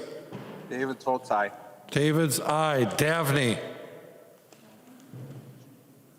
Dabney, no. Davney, no. Drazkowski. Truskowski, aye. Drazkowski, aye. Franzen. Franzen. Grossel. Russell, aye. Grossel, aye. Hamilton. Hamilton, aye. Hamilton, aye. Houseman. My dog's not going to be happy when I do all these. Houseman, no. Hertos. Hertos, aye. Hertos, aye. Katiza Watun. Katiza Watun, no. Katiza Watun, no. Kreshaw. Krisha, aye. Kreshaw, aye. Mariani. Mariani, no. Mariani, no. McDonald. McDonald, aye. McDonald, aye. Miller. Miller, aye. Miller, aye. Morrison. Morrison, no. Morrison, no. Palowski. Palowski. Pryor. Pryor, no. Pryor, no. Sundin. No. Sundin, no. Swazinski. Brzezinski, aye. Swazinski, aye. Thompson. Thompson. Thompson, no. Thompson, no. Erdahl. Erdahl, aye. Erdahl, aye. West. West, aye. West, aye. Zhang Jie. Zhang Jie, no. Clerk will close the roll. Franson votes yes. Anderson votes yes.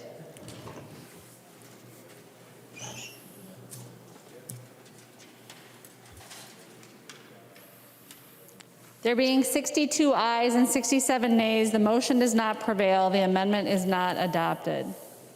I lost my connection. There's an amendment at the desk. The clerk will report the amendment. Nash moves to amend House File Number 1952, the second engrossment as amended. The amendment is coded A76.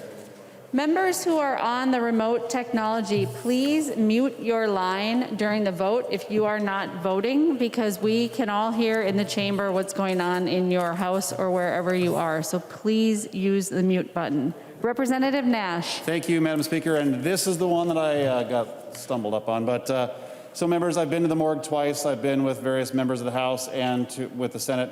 We have toured this building. It was a hasty purchase. It's got a horribly leaky roof. They're storing PPE there that is now being rained on and spoiled. And it was purchased under questionable circumstances. There was some modeling that was wrong that showed that we may or may not need to store bodies, but they bought a $6 million building. So I think that in speaking with Chair Nelson, he agrees that there should be a report that gets put so that we can understand what we're going to be doing with this building moving forward. And Madam Speaker, I believe there's an amendment to the amendment. There's an amendment to the amendment. The clerk will report the amendment. Nash moves to amend his amendment to House File Number 1952, the second engrossment as amended. The amendment to the amendment is coded A78. Representative Nash. Thank you, Madam Speaker. My amendment to the amendment would simply rename what they're calling the state morgue, the Timothy J. Walls Minnesota State Morgue, with a leaky roof. And we've seen, I think, someone on your side name something after Representative O'Driscoll a couple of years ago. So just would appreciate your support. Representative Nelson. Thank you, Madam Speaker. And while I can support the House File 76, and I can't, if we put the amendment on, I can't support it. Number one, I don't think we can name things after living people in Minnesota. I think we have a statute that says that, but I do, the underlying amendment, House File 76, I do support, but I can't support the amendment to the amendment, and if that goes on, I'll have to vote no on the, I'll suggest a no vote on the whole bill. Representative Nash.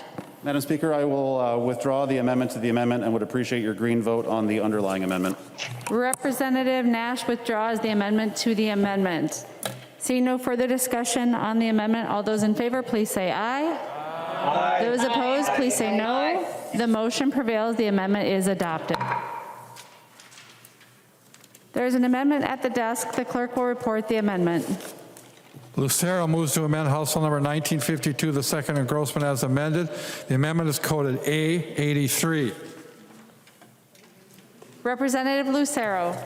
Thank you, Madam Speaker. And for purposes of time, my understanding is there's an amendment to the amendment. There is an amendment to the amendment. The clerk will report the amendment. Frazier moves to amend the Lucero amendment to House Bill number 1952, the second engrossment as amended. The amendment to the amendment is coded A89. The member from Hennepin, Representative Frazier, to the amendment to the amendment. Thank you, Madam Speaker. This amendment essentially takes the language of the original, language and then adds a provision that allows for the judge to make the determining factor or decision as to whether or not the individual will have their voting rights restored upon the sentencing, upon the judge making the sentencing decision. Representative Lucero.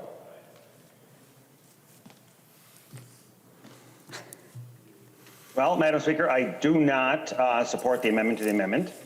And my understanding is there are a few more that would like to speak to this.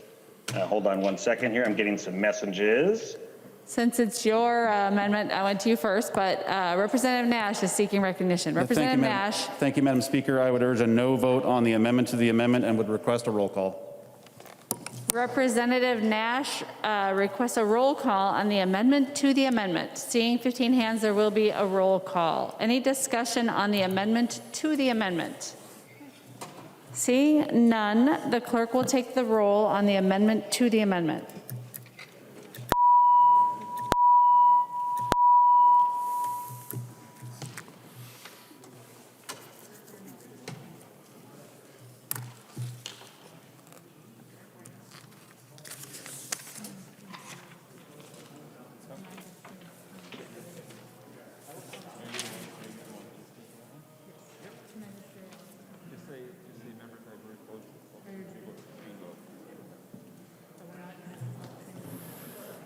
Members, we're voting on the Frazier amendment to the amendment. Members voting remotely, please vote.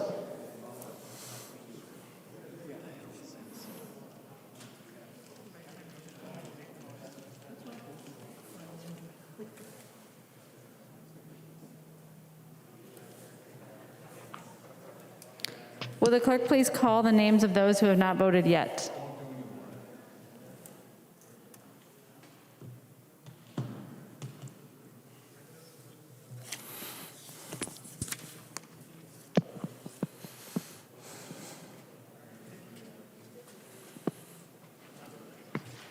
Anderson. Anderson, no. Anderson, no. Bonner. Bonner, aye. Bonner, aye. Berg. Berg, aye. Berg, aye. Davids. Davids, no. Davids, no. Davney. Dabney, aye. Davney, aye. Drazkowski. Truskowski, no. Drazkowski, no. Franzen. Franson, no. Franzen, no. Grossel. Grossel, no. Grossel, no. Hamilton. Hamilton, no. Hamilton, no. Hausman. Hausman, aye. Hausman, aye. Heinrich. Heinrich, no. Heinrich, no. Hertas. Hertas, no. Hertas, no. Katiza Watun. Katiza Watun, aye. Katiza Watun, aye. Kresha. Kresha, no. Kresha, no. Mariani. Mariani, aye. Mariani, aye. McDonald. McDonald, no. McDonald, no. Miller. Miller, no. Miller, no. Morrison. Morrison, I. Morrison, I. Palowski. Palowski, aye. Palowski, I. Pryor. Pryor, I. Pryor, I. Sundin. Aye. Sundin, I. Swazinski. Swazinski.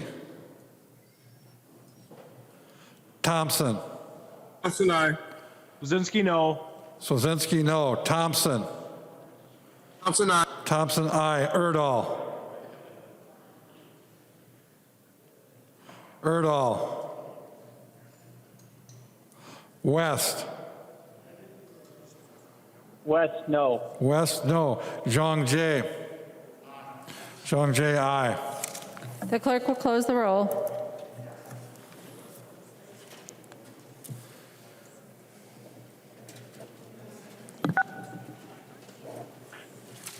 Erdahl, no.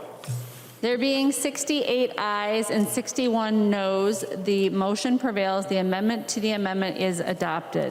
On the underlying amendment, Representative Lucero. Thank you, Madam Speaker. And I have never been accused of being brief. But Madam Speaker and Representative Fraser, I look forward to some lengthier conversations on future amendments. But with this, I would just encourage members, with the amendment as amended, I would encourage a no vote. Thank you. Representative Lucero encourages a no vote. Any other discussion on the Lucero amendment? Seeing none, all those in favor, please say aye. Those opposed, please say no. No. The motion does not prevail. The amendment is not adopted. There's an amendment at the desk. The clerk will report the amendment. Mortensen moves to amend House File Number 1952, the second engrossment as amended. The amendment is coded A21-0178. The member from Scott, Representative Mortensen. Thank you, Madam Speaker. This amendment is intended to close a massive gap in the work that this body has done, or rather not done, over the last 3.5 months. We have been told every single time that the House Republicans have forced a vote to end the peacetime emergency that put our trust into this special committee, the Subcommittee on Legislative Process Reform. The leadership of the majority party has told us repeatedly that they are doing yeoman's work in that committee and just put our faith in that. And they have begged the Minnesotans out there, 6 million Minnesotans, to just trust that committee, trust the process. Well, that committee has produced nothing. Zip, zero, nada. It hasn't met in 7 weeks. The last time they met was February 26th. And they took the first 2 weeks of the legislative session off before they bothered to meet. You look at the calendar for this very special committee with this important task of revising the emergency powers, and there's no meetings on the calendar. There clearly is no urgency, there's no interest, and we definitely cannot trust that the members of this committee are committed to delivering results.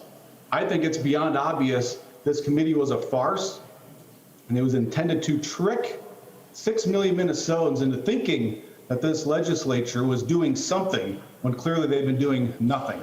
They have not voted for one single bill to come out of that committee. But here's the good news. I've done the work. I put together this amendment, and this amendment does 4 things. Make sure the state of Minnesota never again gets in the position that we've been in now for 14 months. The first thing that this amendment does is it removes the governor's unilateral power to declare an emergency. Because it's become obvious now that one man or one woman, that's simply too much power. They will politicize it, they will abuse it. So this amendment takes that power and it gives it to the legislature, and it sets a high standard for declaring an emergency by saying a 2/3 supermajority vote out of both bodies is required to declare an emergency. That makes sure we never politicize anything like this ever again. The second thing this amendment does is it takes away the governor's ability to just manufacture law.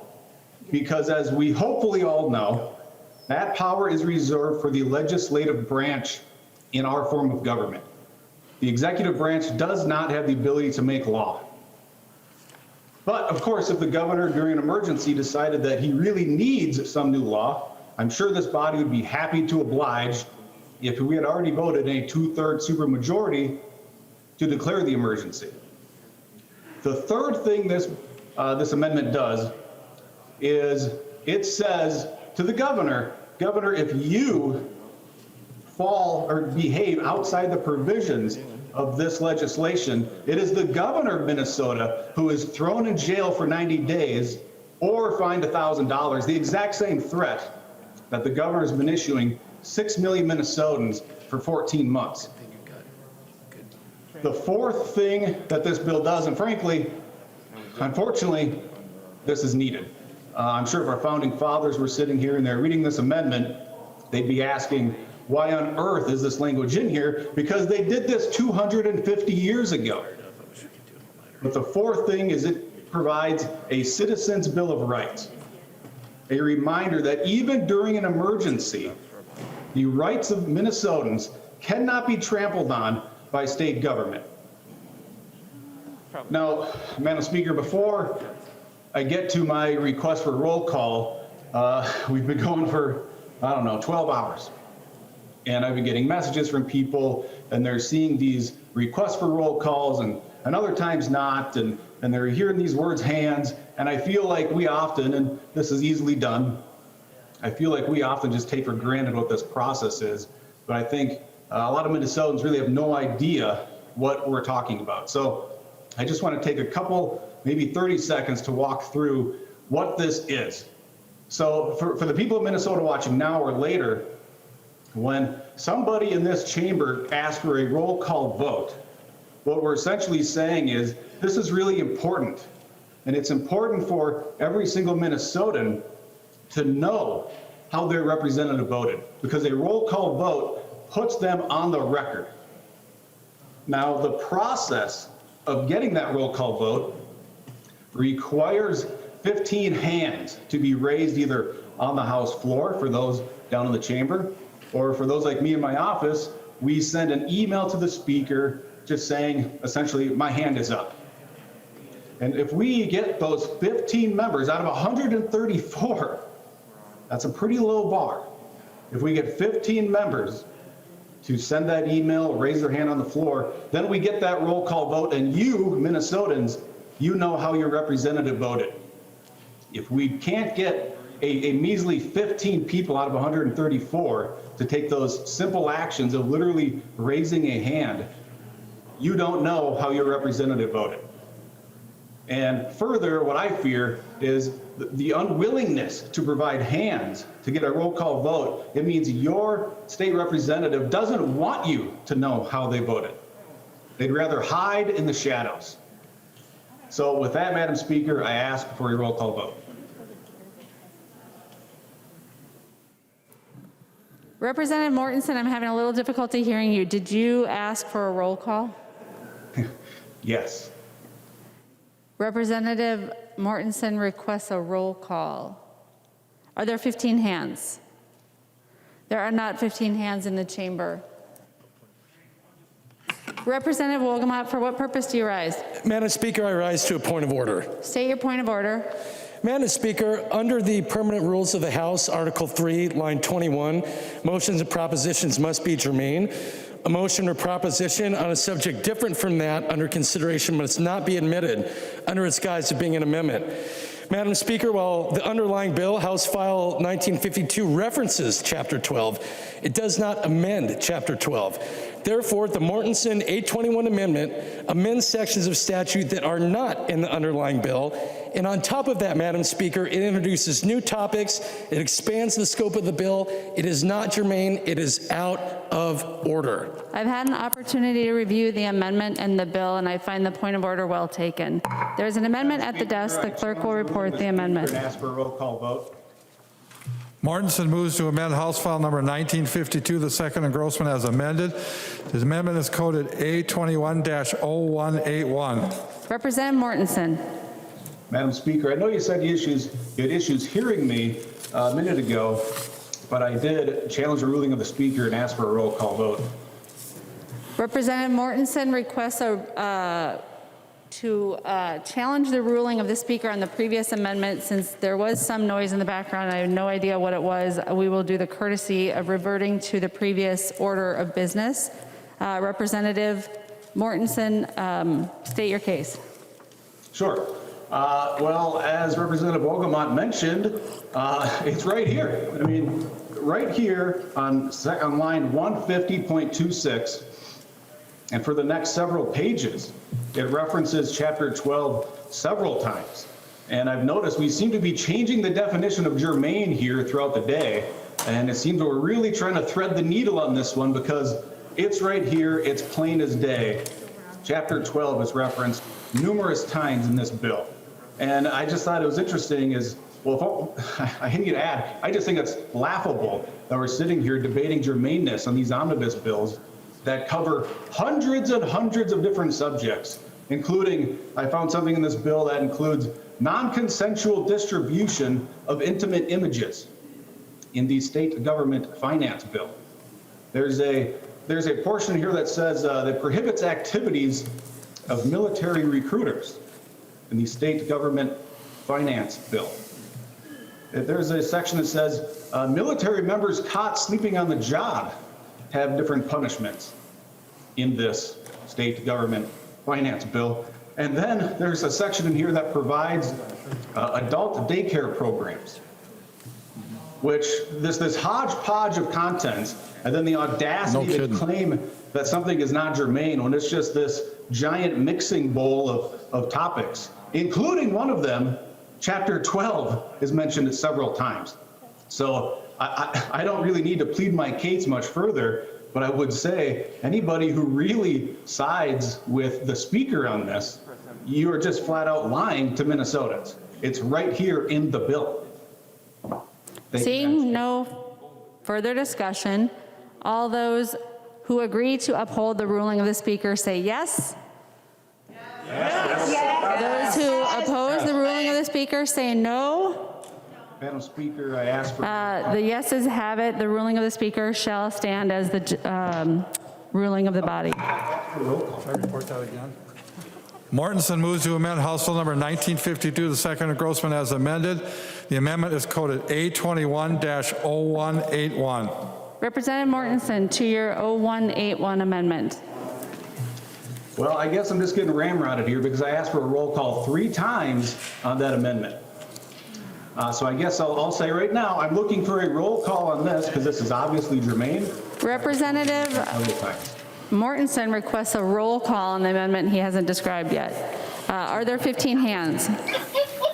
There's not 15 hands in the chambers. Members, you have 60 seconds to email hands@house.mn in order to raise your hand for a roll call.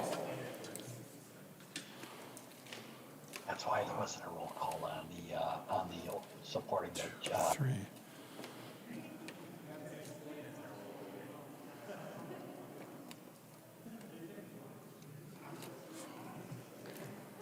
Representative Mortensen, if you'd like to speak to your amendment while we're waiting for the 60 seconds. Yeah, Madam Speaker, thank you. And it's really unfortunate that I had to ask for a roll call apparently 4 times in the last amendment, but I'll make several more efforts on this one, I guess. For the last 14 months, every single Minnesotan has been hearing 2 phrases repeatedly. They hear these on the radio, the TV, all over social media. Everywhere we turn, we see these phrases. And those 2, as we all know, are, "We're all in this together." And the other one is Governor Walz's personal slogan, "One Minnesota." Well, this amendment is intended to actually put those promises in place. What this amendment does is, in the event that the governor issues an executive order telling private businesses they must close, essentially saying that Your paycheck isn't necessary. If he takes away Minnesotans' paychecks, this amendment takes away the governor's paycheck and suspends his pay until the executive order is lifted, allowing private businesses to operate forward. Point of order, Madam Speaker. Representative Lippert, for what purpose do you rise? I rise to a point of order under Rule 3.21. Motions and propositions must be germane. The amendment expands the scope of the bill, bringing in new subject and amending Chapter 12. Therefore, the amendment is not germane and out of order. I've had the opportunity to review the amendment and to review the bill. I find the point of order well taken. Madam Speaker, I challenge the ruling of the Speaker and ask for a roll call vote. Representative Mortensen challenges the ruling of the Speaker and requests a roll call. Are there 15 hands? There are not 15 hands. Members, if you would like to have a roll call on the challenging of the ruling of the Speaker, you have 60 seconds to send an email to hands@house.mn from your official account.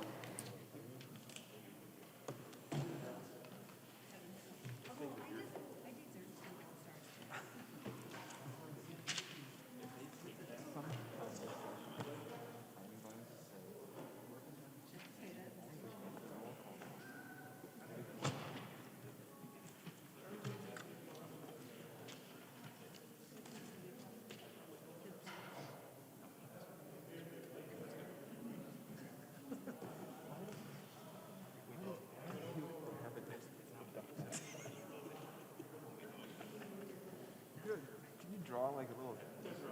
I want a mouth. I want two little dots right here.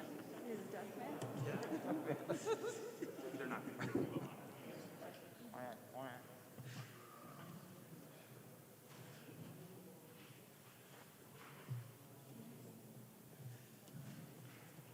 There are not 15 hands. Representative Mortensen, the question before the body is, shall the decision of the Speaker stand as the judgment of the House? A yes or a green vote supports the ruling of the Speaker. A no or a red vote goes against the ruling of the Speaker. All those in favor of the ruling of the Speaker, please say aye. Aye. Those opposed to the ruling of the Speaker, please say no. The motion prevails. The ruling of the Speaker shall stand as a judgment of the House. There's an amendment at the desk. The clerk will report the amendment. New Brindley moves to amend House File Number 1952, the second engrossment as amended. The amendment is coded A37. Representative New Brindley. Thank you, Madam Speaker. And members, this amendment would request the legislative auditor to do a comprehensive review of the state's COVID response. In this bill, in the underlying bill, there's already a transfer of the single audit authority without a corresponding budget cut to the OLA. So that should ensure that the OLA has the resources necessary to do this already. As legislators, once again, back to that same theme, separation of powers, we deserve an independent after-action report of how the state handled COVID, both what we did well and what we did poorly. The OLA can look at how testing, vaccinations, contracting, purchasing, modeling, and more to let us know what we need to know moving forward, and heaven forbid for future emergencies. I request a roll call vote and a yes, Madam Speaker. Representative New Brindley requests a roll call. Are there 15 hands? Seeing 15 hands, there will be a roll call. Representative Nelson.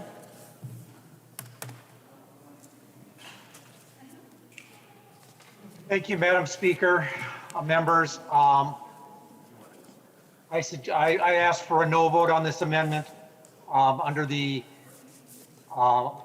Winkler Amendment, we're already going to be doing a review of the governor's expenses under this. That's part of that.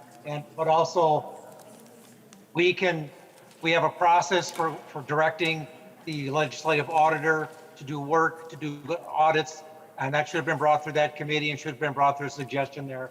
So I request a no vote on this amendment. Any further discussion? Representative New Brindley. Thank you, Madam Speaker. Just a quick clarification. The amendment that was adopted from Representative Nash earlier actually does a report on the riots, not on COVID. I would again request a yes vote. Seeing no further discussion, the clerk will take the roll on the New Brindley amendment.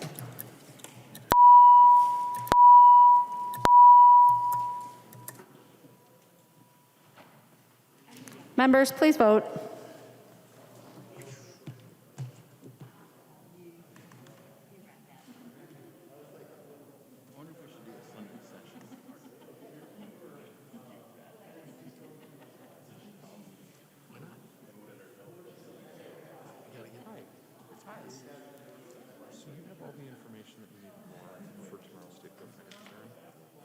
Will the chief clerk please call the names of those who have not voted yet?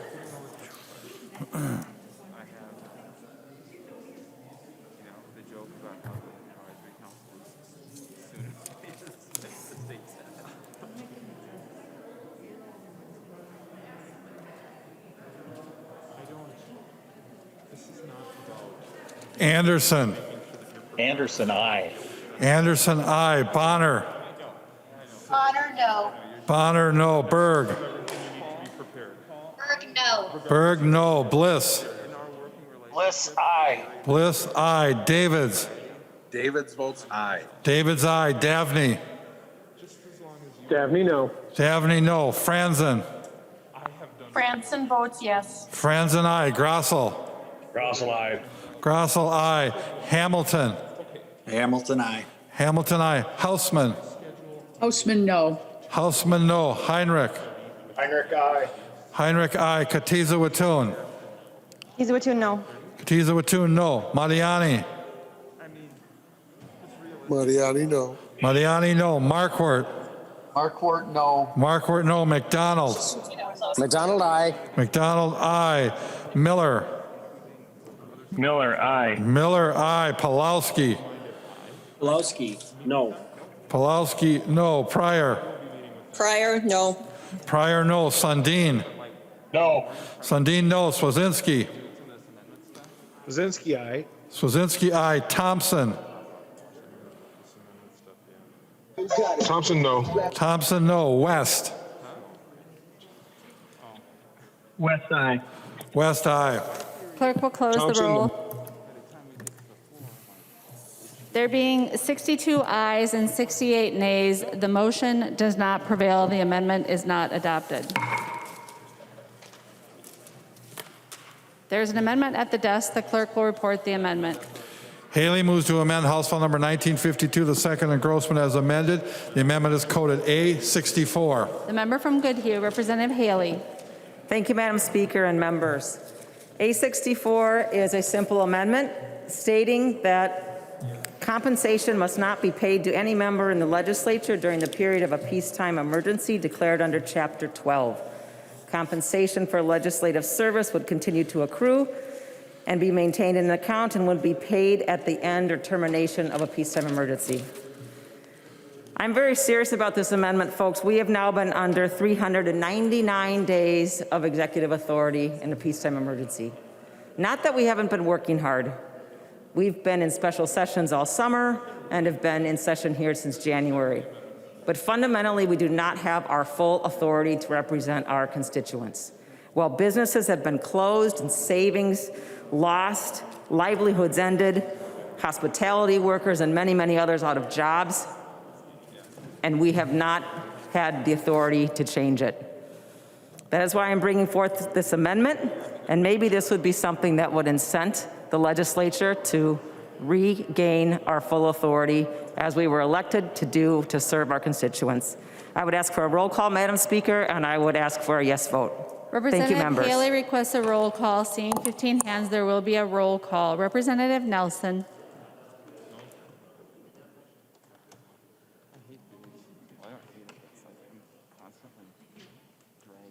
Thank you, Madam Speaker.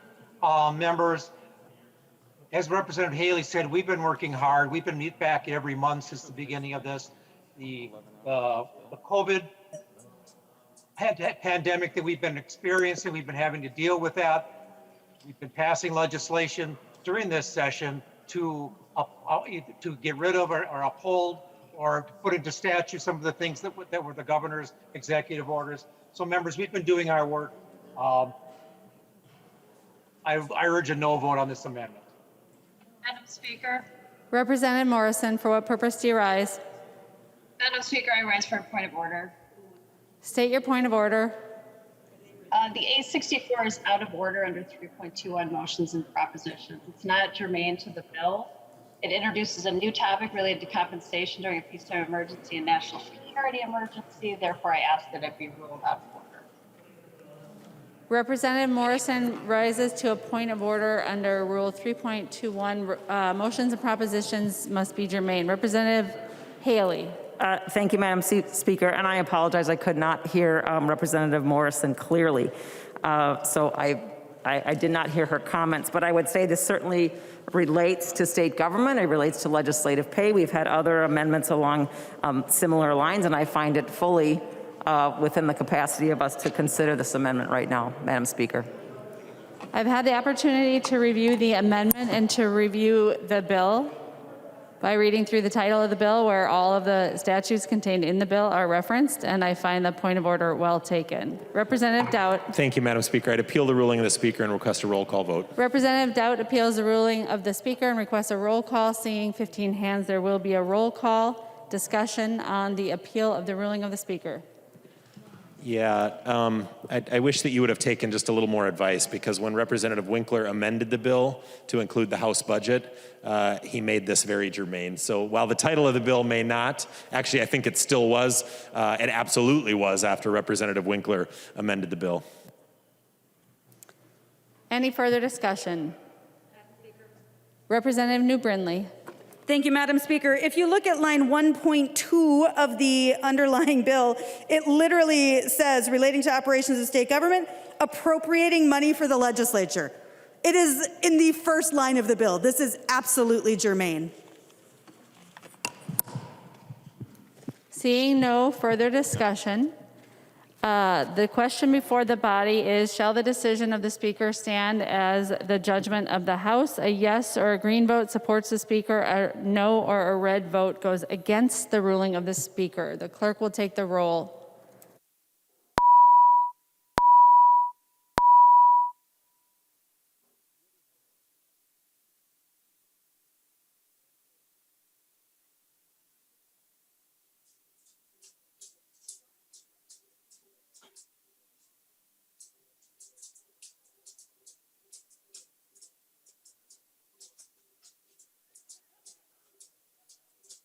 Members voting remotely, please vote.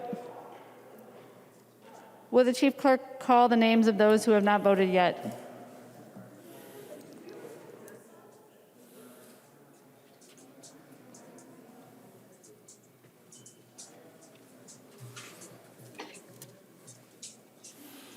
Anderson. Anderson, no. Anderson, no. Berg. Berg, yes. Berg, aye. Daniels. Daniels votes no. Daniels, no. Davids. Davis votes no. Davids, no. Davney. Dabney votes aye. Davney, aye. Franzen. Franzen votes no. Franzen, no. Grossel. Russell, no. Grossel, no. Hamilton. Hamilton, no. Hamilton, no. Houseman. Houseman, aye. Houseman, aye. Katiza Wattoon. Katiza Wattoon, aye. Katiza Wattoon, aye. Mariani. Mariani, aye. Mariani, aye. Markwart. Markwart, aye. Markwart, aye. McDonald. McDonald, aye. No. McDonald, no. Miller. Miller, no. Miller, no. Pryor. Pryor, aye. Pryor, aye. Sandell. Sandell. Sandell, aye. Sandell, aye. Sundin. Aye. Sundin, aye. Swazinski. Brzezinski, no. Swazinski, no. Thompson. Thompson. Thompson, aye. Thompson, aye. West. West. The clerk will close the roll.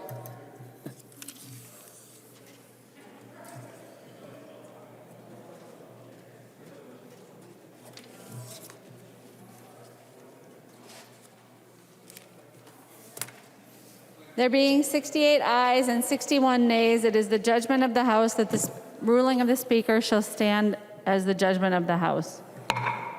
There's an amendment at the desk. The clerk will report the amendment. New Brindley moves to amend House File 1952, the second engrossment as amended. The amendment is coded A24. Representative New Brindley. Thank you, Madam Speaker and members. This amendment was actually brought to me by a friend who lived in China for several years and had some experience with this community. Basically, what the amendment does is it would prohibit state agencies from entering into contracts that produce, manufacture, or procure goods that are made using Uyghur slave labor in China.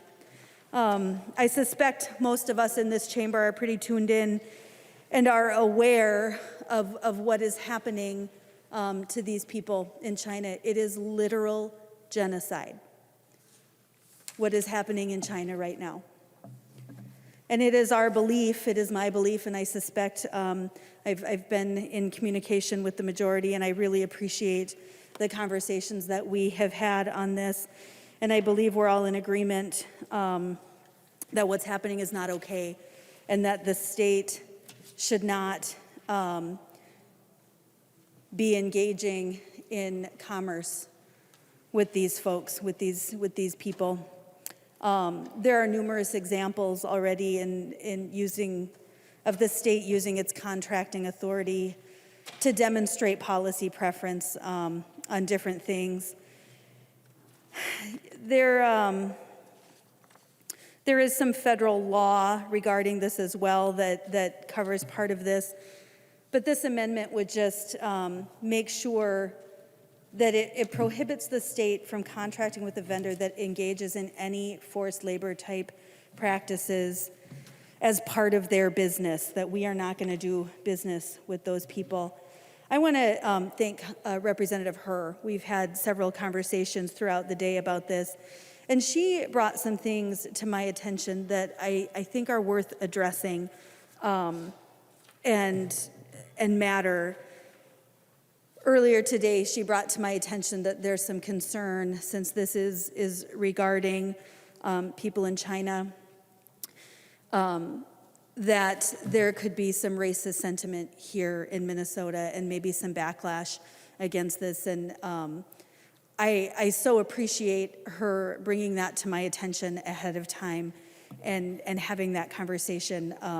I was pretty horrified to think that would be the result of this. And I certainly want to assure my colleagues and Minnesotans that is the last thing that we would want to encourage, promote, condone in any way. Racism at all is abhorrent, it is vile, it has no place in our society. And I just really want to assure our colleagues that we are with you on this. I was actually shocked after this conversation. I was scrolling Facebook a little bit, and a friend of mine posted something about an experience her son had just this morning. He was with some kids at school, and one of them was Asian. And another student made some derogatory comments to him. And fortunately, her post was a good one about her son sticking up to the bullies and to some kids who were making racist comments. And I think that so many of us are just still shocked when we see these experiences. It's just shocking that we still have human beings treating other people these ways. And so again, I just really want to assure my colleagues that we are with you, we stand with you. There is no place in Minnesota, there is no place for racism, and we absolutely will condemn that. And it has, we would be really disturbed and upset if that was the result of this amendment. That is not our intention. The point of this is that, there are times in this world where the atrocities are so bad, and certainly there are more that we need to address But there is, again, literal genocide happening among these people. There are literal concentration camps in China right now, enslaving these people and forcing them to work. And this amendment will just make it so that we are not doing business with people who are involved in this. Madam Speaker, I would respectfully ask support of the amendment. Representative Herr.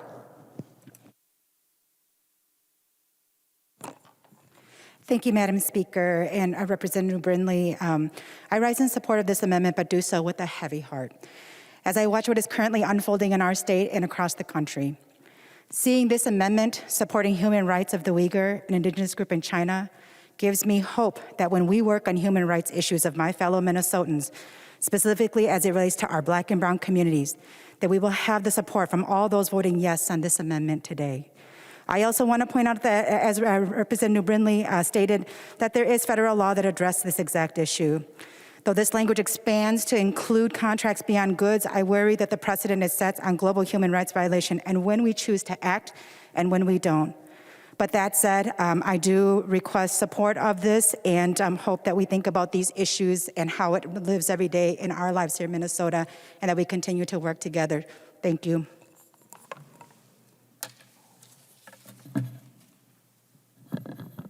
The member from Lyon, Representative Swedzinski. Thank you, Madam Speaker. Thank you, members. We've heard a lot about this particular issue. Representative Franzen's been very good about bringing this issue up in the particular area of solar panel manufacturing and the aspects and the trade in slaves and how it plays a part in that. And I just have a general question to the author of this amendment. Well, your amendment specifically focuses in on state contracts and dealing with these issues. Does it also deal with state mandates as well? And would it affect that? And if it doesn't, would you be potentially open to working on this language as we move forward? Thank you, Madam Speaker. She will yield Representative New Brindley. Thank you, Madam Speaker. And Representative Swedzinski, thank you for the question. This does not deal with mandates, just contracts. Representative Swedzinski. Thank you, Madam Speaker. I'm good. Any further discussion on the New Brindley A24 amendment? Representative Mueller. Thank you, Madam Speaker. It has been my experience, as I have lived in China for 3 years, and I was the one that got to experience some of the atrocities that I saw in China. My husband and I were living there for 3 years in southwest China, and I lived in a very rural, poor area of China and watched as my students, who were told that they were throwaways, worked their faces off to make sure that education was the way that they were going to somehow survive and thrive. Their parents sold everything for them to be able to come to be able to get an education. In my 3 years of living and teaching in China, I taught over 500 students because where I lived, my class sizes were 90. And in that time, we asked our students, as they are preparing to do what is next, how many of them knew someone who had committed suicide because of failing a state compulsory test that would allow them to get to a school that they wanted that would hope to give them to a better future? Out of my 500 students, every single one of them raised their hands. When I talk about my life in America, my students are always amazed at some of the things that we are privileged to in this country. It was because of my experience in China that I decided that it was so important for me to get involved in politics, to make sure that we preserve this amazing country and state that we are a part of. that we get this chance, this sacred and holy chance, to be a part of creating laws that would best serve our people in Minnesota and in this country. One year, my husband and I were stuck in a hotel. It was over Chinese New Year. These beautiful people that go home every single year for Chinese New Year. And in the state-sponsored, state-controlled TV, they had a Uyghur Ren, which is Chinese for people, Uyghur Ren, who was somehow, or maybe it really wasn't even a real Uyghur Ren, maybe it was someone dressed up as a Uyghur Ren, who had to sing a song about how amazing the Chinese government was and how they believed that they were the savior of the Uyghur Rens. This is absolute government propaganda. I did have the privilege to travel up to Xinjiang to see these beautiful people who are so family oriented. They love their families. They love being where they are. They are very faithful to their religion. They're faithful to their families. And it's beautiful to see them, and it's horrific to hear what is happening to them. Just now, I received a text because my husband continues to keep in contact with many of our friends back in China. And I received a text that said, one Uyghur region has a near zero birth rate in 2020. And this is because of, quote, this is intended to be achieved through family planning network. Gynecologists are exiled from China says that 80 sterilizations a day are forced on Uyghurs. 80 sterilizations, forced sterilizations are forced onto the Uyghur Ren. These aren't vocational camps. These are concentration camps. And we need to stand up for what is right. And so I thank you for your support, and I thank you, Representative Herr, and for all of the people who in this country who represent our beautiful richness and culture. And I appreciate your support. Thank you. Any further discussion on the A24 amendment? Seeing none, all those in favor of the A24 amendment, please say aye. Aye. Those opposed, please say no. Aye. The motion prevails. The amendment is adopted. There's an amendment at the desk. The clerk will report the amendment. Nash moves to amend House File Number 1952, the second engrossment as amended. The amendment is coded A49. Representative Nash. Well, this is it, the last one. Madam Speaker, the A49 would make it so that in the bill you've got those can have felon restorative voting, but this would make it so that those that are convicted of crimes of violence or election-related crimes would not have their rights returned. But Madam Speaker, I believe there is an amendment to my amendment, so perhaps you want to take that up. There is an amendment to the amendment. The clerk will report the amendment. Frazier moves to amend the Nash amendment to House File Number 1952, the second engrossment as amended, and the amendment to the amendment is coded A87. Representative Frazier. Madam Chair, this amendment to the amendment is similar to the amendment that Representative Lucero brought not too long ago. This amendment will be consistent with that amendment, and it would provide the judge with the ability and the discretion to make the decision around granting or restoring the right to vote at the time of sentencing. I urge members to vote yes. Discussion to the Frazier amendment to the amendment. Representative Nash. Madam Speaker, point of order. State your point of order. Madam Speaker, I rise to a point of order under the custom and usage of the House. It is long been our custom and usage that an amendment to the amendment cannot be used to change an underlying amendment into one that is out of order. The A87, members, is exactly the same as the A89. It is the same text, and our custom and usage, and Mason's section 401 subdivision 4 says an amendment to an amendment identical with one previously decided on the same bill is not in order. So, Madam Speaker, I would ask for you to find my point of order well taken and rule the amendment to the amendment out of order.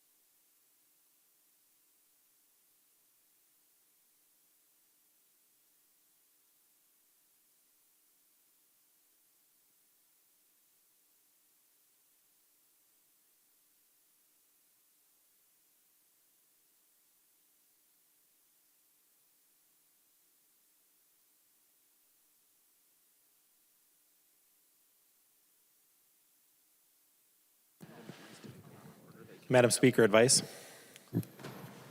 State your advice. Thank you, Madam Speaker. I think everybody knows you can't vote on the same thing twice, and that becomes out of order. The amendment to the amendment would make this amendment identical to one that we have already voted on. So this amendment is out of order because it makes the underlying amendment out of order and identical to one we've already voted on. So we don't need this amendment, and that's what makes it out of order. If you were to amend this, then the underlying bill would be identical to a vote we've already taken on the Lucero bill. And I apologize, I don't have the bill number in front of me. So this is and I assure you, if you want to do this, that the next motion is going to be that now the underlying amendment is out of order. And you will be changing the long-standing custom and usage of this body. And frankly, it's just wrong, and we don't do that here. So please do the right thing, Madam Speaker. And I know that you know what the right thing is. I've been in that chair a lot, and we're right on this one. Please make sure that this is out of order. You can't do this, and we've not done it in the House before. I find the point of order well taken. On the underlying, Madam Speaker, I rise to appeal the ruling of the Speaker and request a roll call vote. I just ruled in favor of your Oh, sorry, member. thank you. Madam Speaker, I want to say a point of personal privilege. I apologize because I assumed you were going to do the wrong thing and I should not have done that. I have a feeling my side might vote differently, so maybe we want to go forward with that appeal. Representative Nash, to your underlying amendment. Thank you, Madam Speaker. And thank you for recognizing that truly was the right thing to do. I've got some cookies out there for you. Members, you know, this amendment really is trying to say a couple of things. You probably don't follow Carver County news, but not that long ago, there was a gentleman named Earl Olander who was bludgeoned to death in San Francisco Township, left for dead. There have been people who commit crimes of sexual violence, crimes of violence.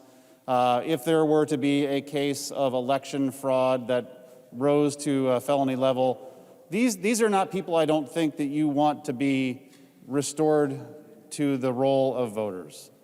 That's what this amendment is saying, that we are, if you're going to move forward with your bill provision, that at least say some folks should not be restored to the role of the voters. So with that, Madam Speaker, I would request a roll call on my underlying amendment, or on my amendment. and request a roll call. Representative Nash requests a roll call. Are there 15 hands? Seeing 15 hands, there will be a roll call.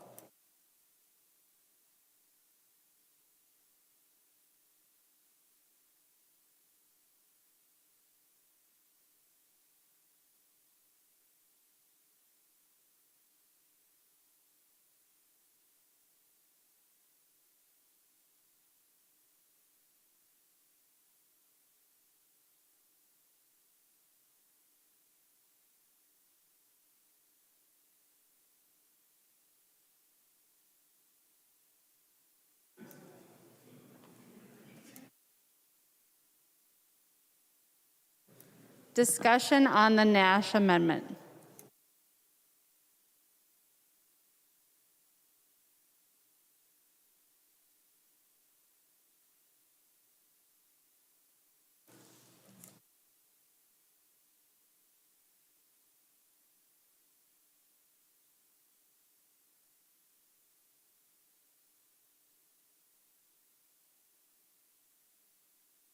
The member from Wright, Representative Lucero.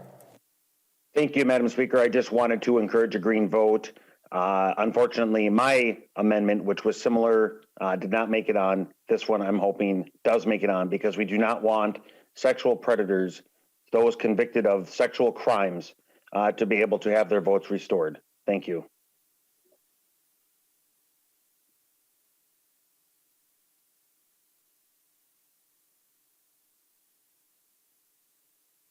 Madam Speaker. The member from Hennepin, Representative Frazier. Thank you, Madam Speaker. I would urge members to vote against this amendment. We are trying to give individuals that are back in the community, taking care of their families, contributing, paying their taxes. We're trying to give them a voice to have the ability to be a part of the decision-making process to elect those who represent them. My colleagues have cited some of the most extreme situations to sway the votes of members in this chamber. I'm asking you to think about your neighbor, think about your brother, think about your sister, think about your friends who may be in a situation or could be in a situation like this. Think about yourself. You would want your right to vote back the moment you're back in the community, you're back at a job, you're paying taxes, and you want representation. I'm urging you all to vote how you'd want to be treated on this. Please vote yes. The member from Ramsey. Against this amendment. Sorry. Please vote no against this amendment. The member from Ramsey, Representative Pinto. Thank you, Madam Speaker and members. I just want to make sure we're really clear about what we're voting on here. We're talking about people who are not in custody. So these are people, if you have somebody who's convicted of one of these serious crimes, and I should note, by the way, the crimes of violence include all drug crimes. For example, somebody's possessing a small amount of drugs, that is a crime of violence under statutory definition. So we need to keep in mind this is a very broad range of crimes, but it may be in some case that somebody's going to be in custody. If they're in prison, they are not able to vote. They won't be able to vote after this, if this underlying bill goes through, et cetera. We're talking about people who have been released and are, as Representative Frazier just said, they are in the community. They are paying taxes. They are working. They're doing things in the community. So the question is, should those people, if that decision has been made to have them be out in the community, do we have this extra process that goes on, which in fact our state's prosecutors and others have pointed out imposes a lot, there's a lot of challenges associated with this. Do we say that somebody who's out in the community has the chance to vote? And it seems to me and to many others that the answer should be yes. I want to make sure we're really clear that when we're thinking about the kinds of people Representative Nash was describing otherwise, we are talking about people who at the point of this decision being made are in the community participating in our society. The question is, do those people at that point have the right to vote? So don't have in your mind somebody who is in prison, because if they're in prison, they're not able to vote, even if this goes on through. Members, I would join Representative Frazier in urging a no vote on this amendment. And let's move this forward and say if somebody's out in the community, no matter what that background may have been, they have in fact served their time in prison, they're in the community, they should have the right to vote. Thank you. The member from Hennepin, Representative Nelson. Thank you, Madam Speaker and members. As we go here, this amendment is one of the worst type of amendments we hear. It's a gotcha amendment to get people. but those of us of the Christian faith, we believe in redemption. And as Representative Pinto just talked about, these are the people that these people have been gone to jail. They've served their sentence. They are now released. They are now back in our neighborhoods. And we should believe in redemption, that give the people a chance. We want these people to be participating in a community. We want them to be good members of community. And this is another way of allowing these people to participate in community and be full participants of community, our community. So members, I urge a no vote on this amendment. The member from Hennepin, Representative Greenman. Thank you, Madam Chair. I also, I know that folks have different opinions about this, but what I want to remind folks, what we're talking about is Minnesotans' right to vote, and the 55,000 of our friends and neighbors, folks in every district in our state who are living in our community, who are working and raising their families, and that's who we're talking about. This is not a partisan issue. We know that in this body and in this has been a bipartisan issue as well as across the country. We're seeing this. We have heard in our committee from clergy, we heard from volunteers, and we heard from folks who have their rights restored and we're working on getting the rights restored themselves. This is a critical thing. Folks want to participate and they want to be a part of the conversation. And this year, with all that's happening, those are voices that are critical to our conversation. I just want to leave you, and I urge you to vote no, with something that one of the testifiers we heard in committee who got his rights restored himself said, democracy is very important. Of course, we're all going to have different points of view, but we're living on this earth. We're here for a reason, and it's important for us to be heard and for our leaders to hear us. We need to hear these Minnesotans. We need to restore their rights to vote. I'd urge you to vote no. Thank you. The member from Candy, Ojai, Representative Miller. Thank you, Madam Speaker. I wasn't able to pull the trigger quick enough on a point of order with Representative Nelson going to personality saying that if you're a Christian, that you should support this. I don't think that's his position to do that with someone. And I also want to make a point, Representative Nelson, that redemption is in Jesus Christ. That's what the Christian teaches. That's what the Christian says. Now, us as fellow Christians should understand that redemption in Jesus Christ, but we cannot give that redemption. It is not for us to give. So if you're going to be talking about Christianity, I encourage you to bring out the Bible verse that you're talking about, not just some sort of loosey-goosey mention of God and redemption. Thank you, Madam Speaker. The member from Nicollet, Representative Ackland. Thank you, Madam Speaker. Would Representative Pinto answer a question? Representative Pinto, will you yield to a question? I will. He will. Representative Ackland. Thank you. Representative Pinto, I just had one question. Maybe you weren't the right person to ask, but when somebody is not incarcerated generally and they come out of their incarceration, they have to serve a period of probation. My question is, in this bill, would this ability to restore the rights to vote come after the probationary period is also finished? Representative Pinto. Thank you, Madam Speaker. Representative Ackland, I guess I may be a little bit confused by your question. If you're referencing the underlying bill or if you're referencing the amendment that we're voting on right now, if I can just get that clarification from you. Representative Ackland. Oh, thank you, Madam Speaker. I'm referencing this amendment that we're at right now. Representative Pinto. Thank you, Madam Speaker. Representative Ackland, your question may be better directed than to the author of the amendment, Representative Nash. My understanding in looking at this is that it would mean that for individuals convicted of a felony crime of violence or another offense that's listed here, that essentially there would be then the same requirement as under existing law that the person would only regain the right to vote after some period of time in the community. Which could involve that probationary term being done. But I want to remind you and others that that still means that that person is living in the community, paying taxes, participating in our community, and yet not able to fully participate in the community in this really important way. Representative Ackland. Thank you. Thank you, Madam Speaker. Any further discussion? Representative New Brindley. Thank you, Madam Speaker. I will stand to encourage support of the motion. This, frankly, I actually wasn't going to stand, but I get a little frustrated when Representative Nelson and others say that we are bringing forward gotcha amendments. This isn't to play gotcha. This is actually good policy. Whatever anyone's feelings about the overall concept of felon voting, we actually think it makes sense to not lessen criminal punishment for those convicted of crimes relating to elections or crimes of violence. We actually believe that this is good policy. This is not to play gotcha. This is not because we want to get somebody caught up.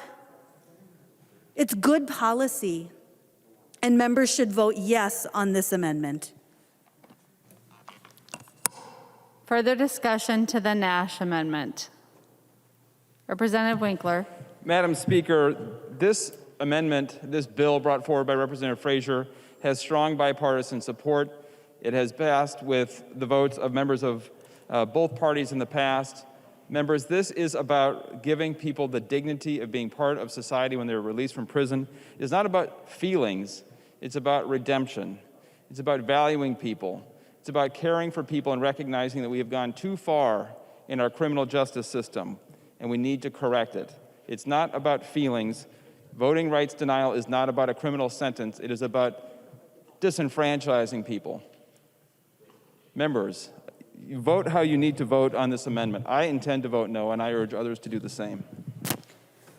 The member from Anoka, Representative Heinrich. Thank you, Madam Speaker. Will Representative Nash yield for a question? He will yield. Representative Heinrich. Thank you, Madam Speaker. Representative Nash, does your amendment make it so if somebody is convicted of voter fraud, that they would not be able to have that opportunity again to vote? Well, thank Representative you. Nash. Thank you, Madam Speaker. And in the bill, it does talk about elections fraud. And if voter fraud were to happen, then, and they were ultimately convicted, then yes, that would happen. And I want to take that as a brief segue, harken back to the last elections bill that we had where Representative Dean was the elections chair. I served as elections lead for the GOP. We had offered up an amendment to put crimes of violence into Representative Dean's bill. And you may not remember this, but you should, because he substituted elections crimes into the bill, and you all voted for it. So that is an important distinction that you should remember as you're castigating this amendment. But to Representative Heinrich, yes, that if they were ultimately convicted and then had not had their sentence fully discharged, yes, that would entail this. Representative Heinrich. Thank you, Madam Speaker. I think I got the answer I was looking for. Thank you, Representative Nash. Thank you, Madam Speaker. The maker of the motion, Representative Nash. Yeah, thank you, Madam Speaker. And, you know, I'll be done here in a second, but I did want to again remind you that you all voted for something similar to this with at least the elections portions of it in the last elections bill that Representative Dean, and man, I do miss him. He was a good guy to work with. We agreed on darn near nothing, but he was a good guy. But he put this, or portions of this, in his elections bill that y'all voted for. So this is not that outrageous. This is saying that once their sentence has been expired or fully discharged, had they committed those crimes, then they can enter back in, but not before then. So, Madam Speaker, I do have a roll call on request. So thank you so much for your green vote. Seeing no further discussion, a roll call having been requested, the clerk will take the roll on the A49 amendment.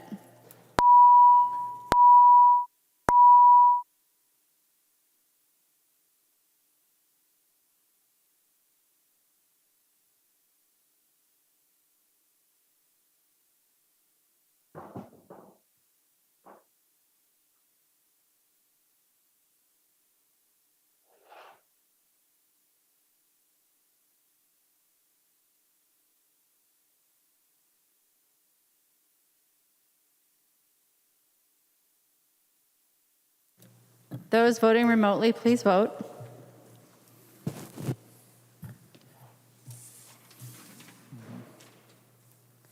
Will the chief clerk call the names of those who have not voted yet?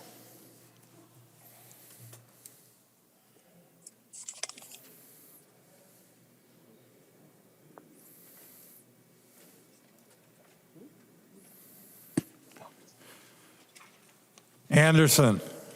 Anderson, aye. Anderson, aye. Berg. Berg, no. Berg, no. Bliss. Aye. Bliss, aye. Davids. David votes aye. Davids, aye. Davney. Dabney votes no. Davney, no. Franzen. Franson, yes. Franzen, aye. Grossel. Russell, aye. Grossel, aye. Hamilton. Hamilton, no. Hamilton, no. Houseman. Houseman, no. Houseman, no. Katiza Watun. Katiza Watun, no. Katiza Watun, no. Mariani. Mariani, no. Mariani, no. McDonald. McDonald.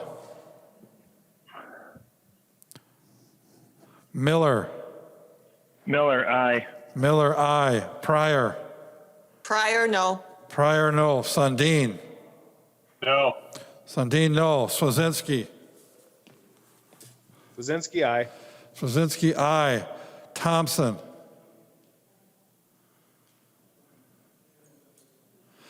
Thompson. Thompson, no. Thompson, no. Wozlowick. Boslowick, no. Wozlowick, no. West. West, aye. West, aye. McDonald, no. McDonald, no. The clerk will close the roll.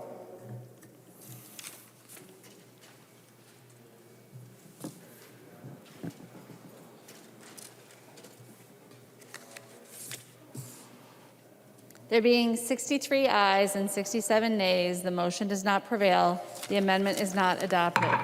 There are no further amendments at the desk. The clerk will give the bill its third reading. Third reading, House File Number 1952, as amended. Third reading as amended. Discussion to the bill.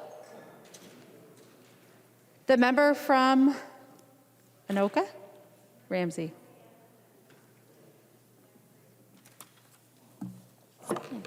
I'm old. The member from Ramsey, Representative Feist. Thank you, Madam Speaker. I rise today for the first time to speak on the House floor, or my first time, to talk about the Veterans Restorative Justice Act, and I promise I will keep it succinct. This bill creates a statewide access to a specialized restorative sentencing structure for eligible veterans who have committed certain offense as a direct result of service-related condition. This bill has the support of a broad coalition of stakeholders, including prosecutors, defense attorneys, veterans groups, as well as victims advocates, including Violence Free Minnesota. This bill makes us safer through impressive reduced recidivism by providing the support to veterans to confront their acts, seek treatment that they need and deserve, and rejoin the community of law-abiding citizens. And my mask will just keep falling down. Notably, this restorative approach to sentencing of veterans is projected to save $1.2 million. I have had 11 hours to write some notes in response to the earlier comments about this, the Veterans Restorative Justice Act. With respect to those comments, I would like to disagree respectfully, with full acknowledgement that our underlying values and goals are aligned on this bill. This version that I authored, that's part of this bill, was the result of years of discussion and negotiations amongst experts and stakeholders, including prosecutors, defense attorneys, victims advocates, and veterans groups. Years of committee hearings and further negotiations have made it an even stronger bill. Most recently, Representative O'Neill and I have spent many hours in productive conversation, and as a result, the bill better centers victims' voice in the process, and there's language that incorporates numerous technical changes that strengthen the bill overall. In response to the earlier critique, excluding crime of violence and domestic gross misdemeanors would mean that veterans who pose the greatest risk to public safety because they are in most need of rehabilitation would not have the legal incentive to participate in this program. In addition, giving prosecutors and victims a veto over the veterans' participation is precisely the system that we currently have in the courts. The Veterans Restorative Justice Act Working Group was formed for this precise reason, because the system was failing veterans as too many prosecutors were not using their discretion to offer a stay of adjudication in the way that promotes rehabilitation of our veterans. After considering these specific proposals thoroughly, the groups charged with protecting victims and public safety agreed. That's the Minnesota County Attorneys Association, those who prosecute felonies, and Violence Free Minnesota, representing domestic violence victims, have both endorsed this version of the Veterans Restorative Justice Act that is in this bill, as have all 9 of Minnesota's congressionally chartered veterans service organizations. This bill is incredibly important to veterans and their families, and it's been an honor to work on it this year. Thank you so much. The member from Koochiching, Representative Eklund. Thank you, Madam Speaker and members. I'm proud of all the work I've done throughout the course of serving in this body, but one of the most rewarding roles has been serving as chair of our Veterans Committee. We work together in a good bipartisan fashion to make space for veterans to tell us about their experiences and think through ways we can solve problems. I too would have liked to have a standalone Veterans Omnibus bill, and the offer was made to our colleagues across the street. But unfortunately, the offer was turned down. We all have a responsibility to help those who have bravely served our nation so that we can have a bright future, so they can have the bright future they deserve. Unfortunately, like a lot of Minnesotans, many of our veterans are facing challenges prior to the year 2020, which were only compounded during the COVID-19. Now, as we begin emerging from the pandemic, our Veterans and Military Affairs bill lays out a vision to tackle some long-term issues impacting the well-being of our veterans that we've struggled with for too long. It's unacceptable that even one of our veterans has to go without a home even one night. None of us can rest until we've entirely eliminated veterans' homelessness in this state. I'm incredibly proud of this bill's investments towards that goal with over $6 million of new funding.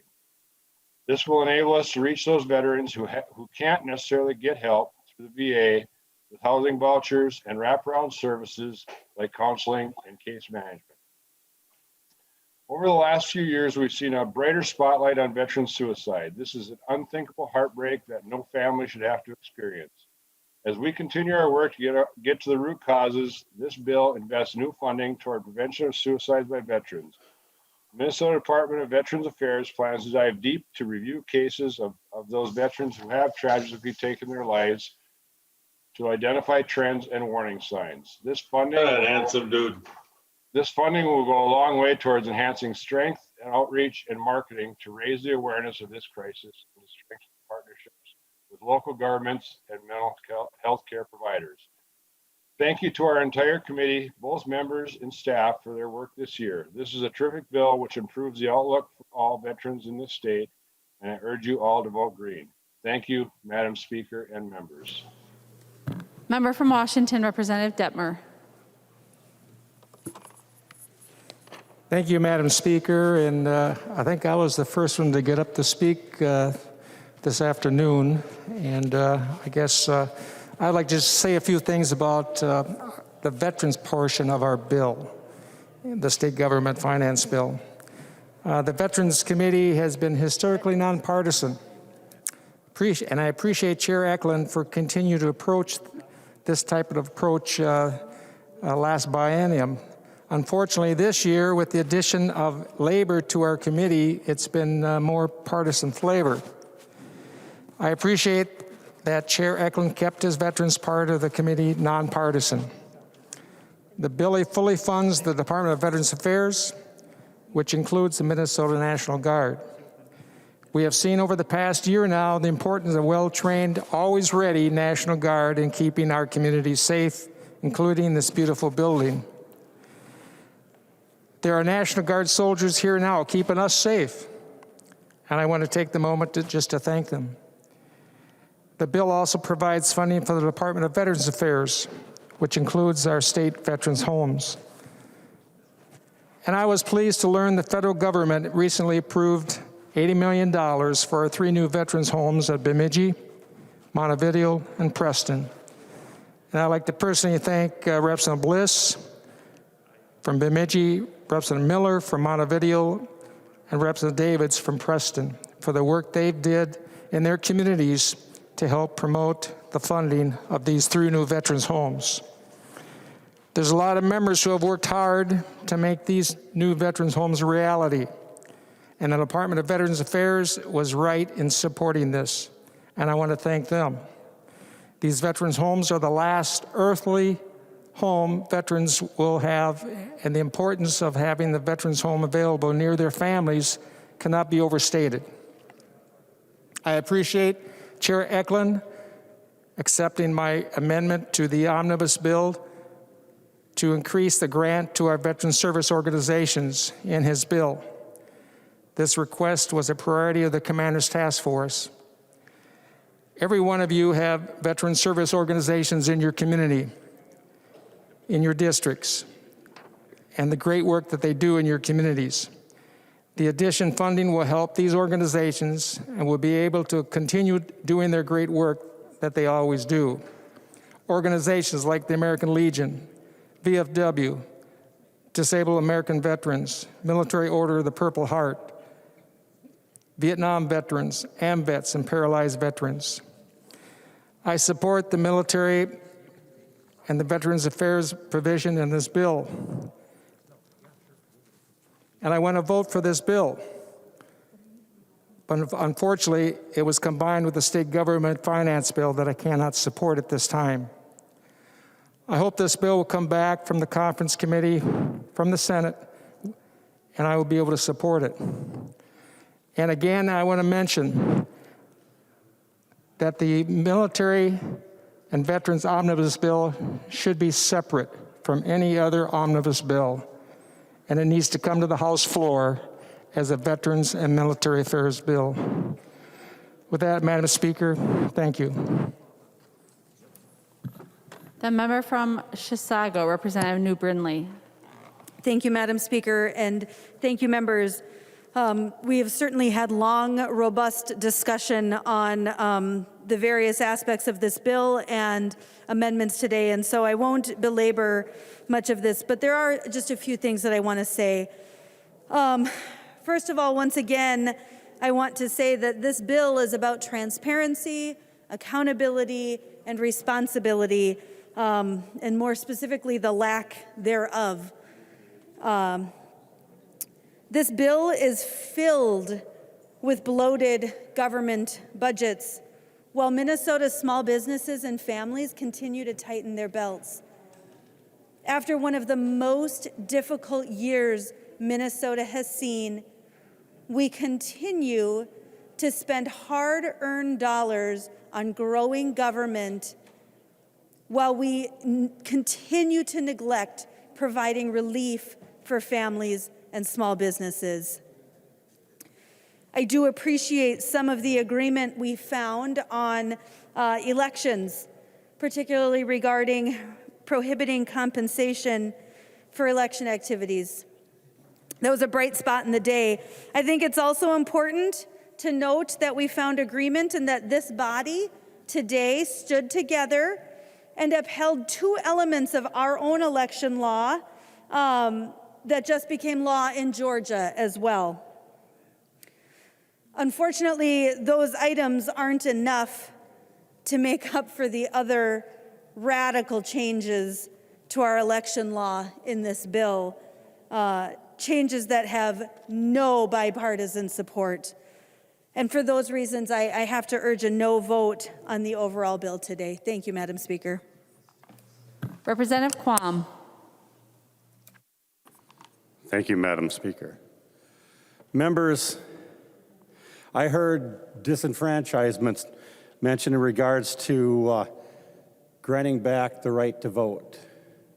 But the current language continues the disparity and the disadvantage. If you're not rich and connected and you serve your sentence in custody, you don't get your vote back.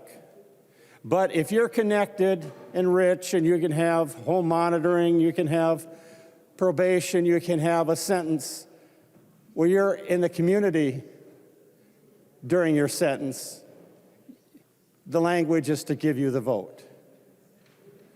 And I think that's not fair, equal treatment. And so I don't think that's a fair thing to do.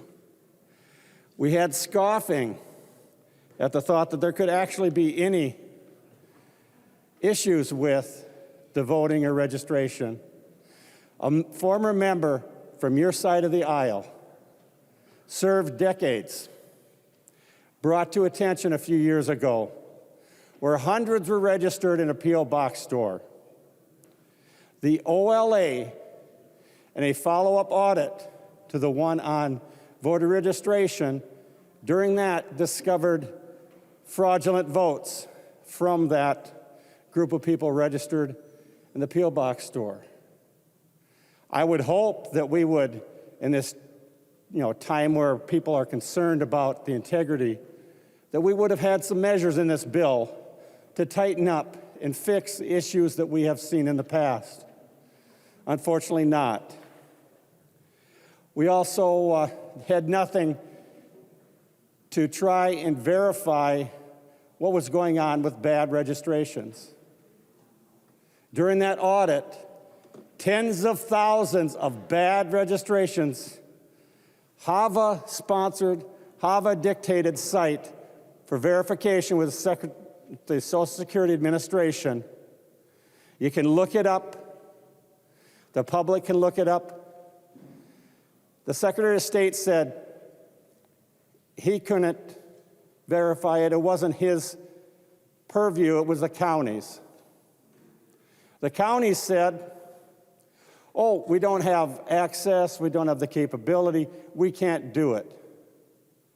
So instead of fixing that issue and trying to show that we care about the integrity of our elections, we had no language. So we continue to have tens of thousands of registrations that the federal government site stipulated in HAVA flagged, and we're not checking. That doesn't give any kind of help with integrity. And frankly, our citizens deserve a bipartisan election bill that they can feel more confident in the system. And I'm not seeing it here. I didn't see it in committee. In committee, I heard scoffing. And we have documented evidence of issues to fix. At some time, I hope members on the other side of the aisle will join us and try and fix those issues. Show the portion of our state that has lost confidence that we are looking out for their value of their vote by ensuring that we can prevent fraud. Look at the OLA report. Look at the documentation that's presented in committees over the years. We need to fix things, and this bill doesn't do it.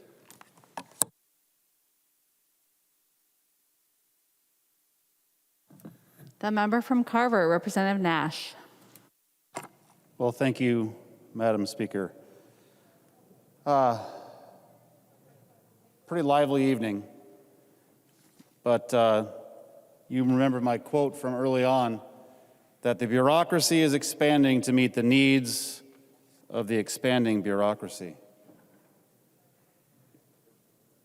Many of my members have talked about the fact that Minnesotans are trying to figure out which way is up right now.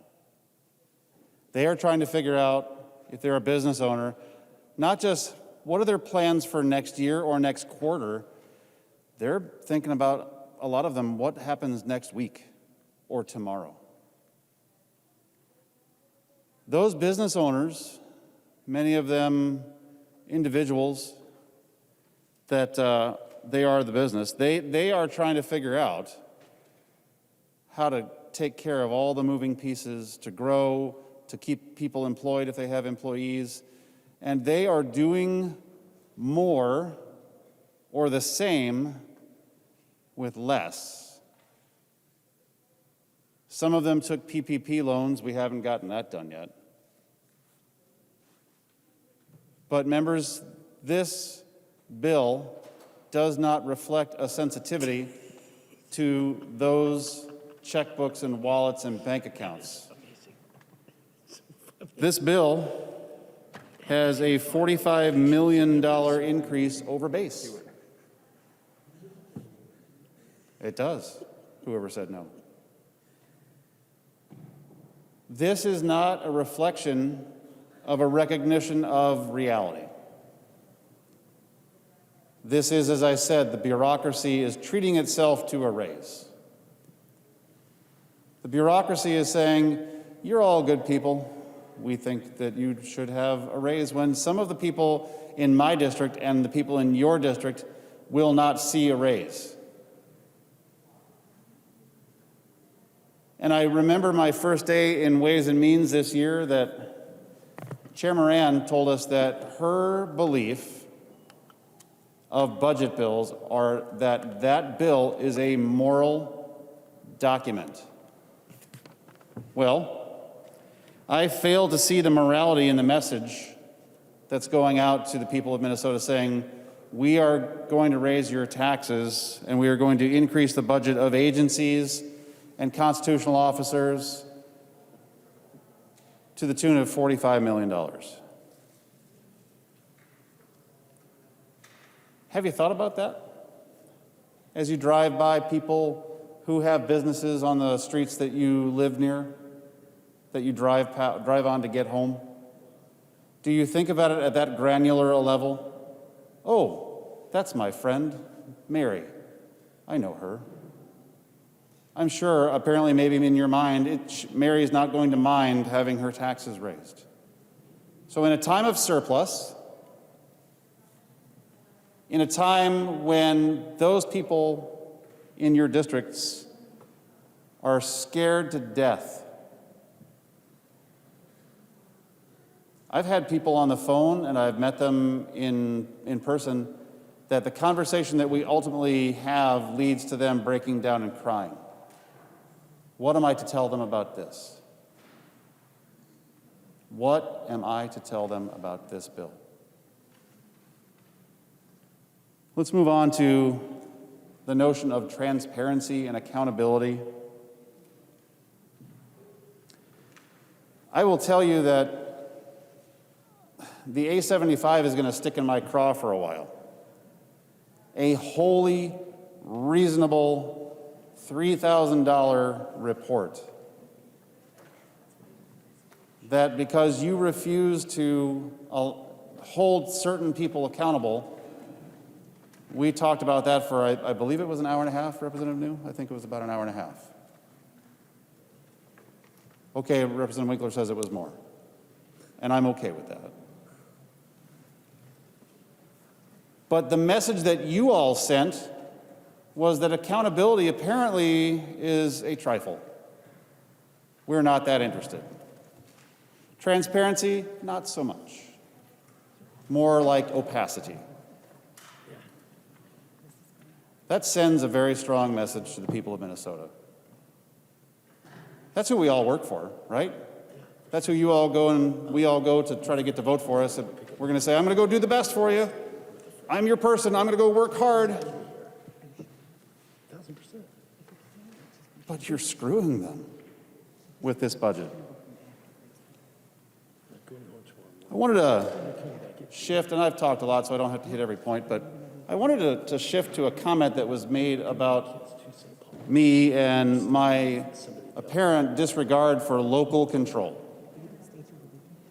I'm a former mayor, a lot of you know that, and I am for local control as it relates to the housing things that we've talked about and other things that we've talked about, but I am against local out of control.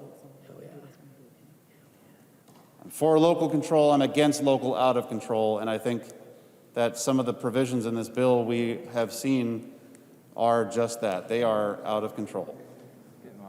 So yes, I am going to stand up and speak about them. And yes, I am going to try to hold you accountable to putting that forward. And yes, I think it's okay to say to cities around our state, we're with you, but as the legislature, and if you are a statutory city, we do have the ability to make statutory changes that impact you.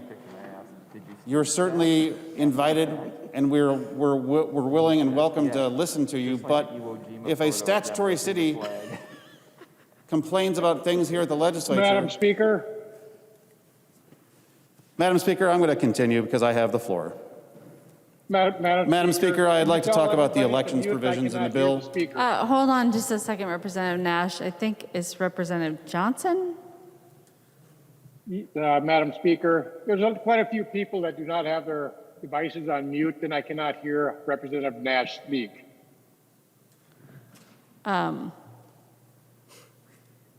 Okay, we will look into that. Thank you, Madam Speaker. And if Representative Johnson would like, I can come to a private performance maybe, but I do appreciate it. Representative Nash. Thank you, Madam Speaker. So I am in favor of cities having the ability to do their thing. But once again, a statutory city is just that, one governed by statute. We do have the ability to make changes, and that's not untoward because that's how the system has been set up. Let's move on to the elections provisions. Now, I will say, Representative Greenman, you called me before you presented your bill in committee, and I will commend you for that. We had a conversation about your bill, and I have this sticking point that when I got here to the legislature, the first elections chair that I served underneath was Representative Tim Sanders, now Mayor Tim Sanders. And then it was Representative O'Driscoll after that. And they both beat into our heads that if it was not a bipartisan election provision, that it was not going to see the light of day in a bill. I beat that drum with former Representative, then Chair Dean, and I have made my same case with Representative and Chair Nelson. I take that very seriously, and I think the people of Minnesota do as well, that they have an expectation from us that elections provisions are going to be nonpartisan. What a concept. That they're holding us accountable. And for those of you that don't follow some of this stuff, I know Representative Greenman, we talked about this, we've got the highest voter turnout in our state. We are usually one or number two. We know how to turn people out. Those people should have an expectation met that we are going to do nonpartisan election provisions. However, the provisions in this bill are not even close. Not even close. I'm disappointed by that. And because I do think that we need to maintain a good relationship with our friends in the Senate, or some people call them the other guys down the road, some of the cuts in here are really gimmicks that they're zeroing out the Senate carry forward to save $5 million. That's a gimmick. So members, I think that this is a bill that is just groaning under the weight of its largesse. You are raising the budget. You are raising taxes on hardworking Minnesotans. And I got to tell you, I'm going to do my best to tell the story. Again, that at a time where people are trying to figure out which way is up because they have been hit hard, that the House DFL brings a bill that lets them know what your priorities are. I would like to take the final moments to thank the staff that was in our committee, both GOP, DFL, and nonpartisan. I'd like to thank our staff. Brian Cook, fantastic staffer, very, very good at his job. John Holtquist for the Veterans Division. The DFL staff, Amanda Rudolph and Sydney Spreck and Eamon Gallagher. Thank you for your service to this committee. We met at 8:30 every morning. I'm not a big morning person. I'm usually kind of grumpy in the morning until I'm fully caffeinated. But they were always there. They were cheery. I'd like to thank our nonpartisan staff, Mr. Gehring, Mr. Roberts. I have served with them staffing our committee since I arrived here. Those people are fantastic. We have some of the very best staff in our nonpartisan staff and our partisan staff. We attract great people, and I think that's worth noting. Chelsea Griffin, local government, also very, very good. And lastly, I would like to say thank you to our desk staff here tonight. My apologies. I will buy you more cookies for subjecting you to the blizzard of amendments that we had. But I will say that we felt compelled to do those amendments because very often in committee we did not have a chance to even debate all of the amendments that we brought. And that sometime, very often actually, that our discussions in committee was limited to a handful of minutes. And obviously, I believe in a full-throated debate. I think that that's a good thing. Because the people who watch us expect us to have both sides of the coin, both the face and the obverse. And they expect us to bring antipodal views on policy and talk about them. That's not a bad thing. We shouldn't limit that conversation in committee. And lastly, on my thank yous, I would like to thank Chair Nelson. Chair Nelson and I have sat on this committee together, or the local government committee, for quite some time together. We have an excellent relationship. So Chair Nelson, thank you. We would often have weekly phone calls where we would talk about things and try to make sure that we kept the trains running. I appreciate that, and I think that he's doing the very best that he can on this. But again, this bill is not something I can vote for. I would encourage my members to vote no. And I know I've said this several times, but if you take one thing away from this, the bureaucracy is expanding to meet the needs of the expanding bureaucracy. That's what this bill says to Minnesota, is that bureaucrats are getting rewarded and raised when other people are trying to figure out how they make it to next week. So to the State Gov 5 Committee, we'll see you real soon. We'll see you in the morning. But once again, members, vote no. Member from Hennepin, Representative Greenman. Thank you, Madam Speaker. I am really proud of this bill. This is a bill that centers Minnesotans in our government and in our democracy. I will be really brief because it's 11, whatever time it is. But what I just hope that we take away with is when we think about Minnesotans, no matter who they vote for, no matter where they live, no matter what their background is, they're the ones who should be at the center of our decision-making at our democracy, and that's what these provisions do. There are 3.3 million Minnesotans who showed up to vote, and 5.7 million Minnesotans who sent us here to do their work. So I encourage you to vote yes. What this does is it strengthens voters' hands. It strengthens and protects election judges from the rising threat of fear and violence. And it ensures that Minnesotans, not corporations, not special interests, are the voices of our democracy. So please think about the members in your district, think about the 5.7 Minnesotans who brought us here, and vote yes. Thank you. The member from Hennepin, the author of the bill, Representative Nelson. Thank you, Madam Speaker, members. I want to start off again by thanking the staff. As Representative Nash said, we had good staff in this committee, and we have excellent staff all through the legislature.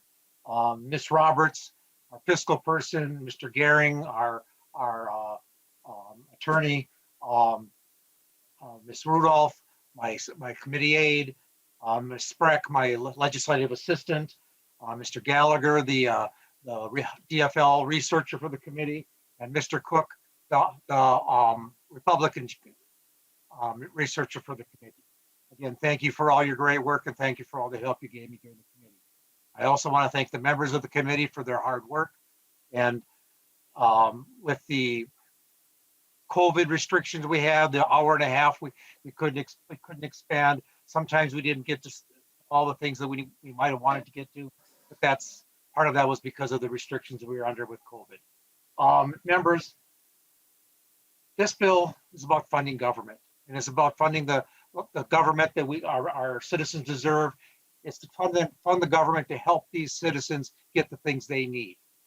Nobody's out there doing a ribbon cutting for this bill. There might be a ribbon cutting for some of the projects in the transportation bill or in the bonding bill, but nobody does a ribbon cutting for funding government. Although when things go wrong and people need help, this is where they get the help from the government. This bill expands their access to voting for many of our citizens and makes it easier for people to vote, removing some of the hurdles that are there. It's creating a working group to continue to look at racial equity and the way we spend our dollars and come up with suggestions to the legislature, hopefully next year, of how we can do that, and create a racial equity note similar to our fiscal notes that we have. And members, this bill, there's a lot of individual bills that we put in here, and I would have liked to have done more, but we're under the limitations of the target we were given, but we stayed within that target, and hopefully going forward, this bill will allow the government to continue working and do the good work it does for our people. So members, with that, I thank you for the honor of serving as the chair of this committee, and I ask for your vote on this, a yes vote on this bill. The clerk will take the roll on the bill.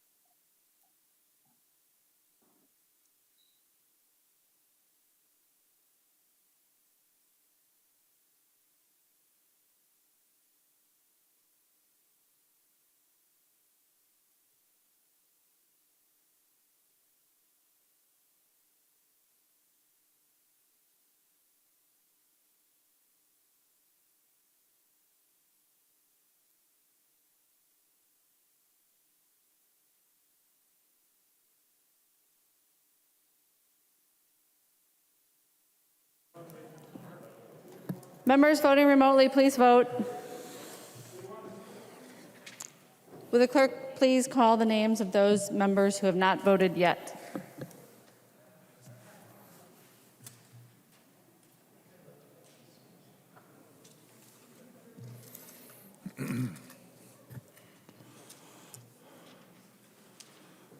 Berg. Berg, aye. Berg, aye. Bliss. No. Bliss, no. Davids. David votes no. Davids, no. Davney. Davney, aye. Davney, aye. Franzen. Franson, no. Franzen, no. Greenman. Greenman, aye. Grossel.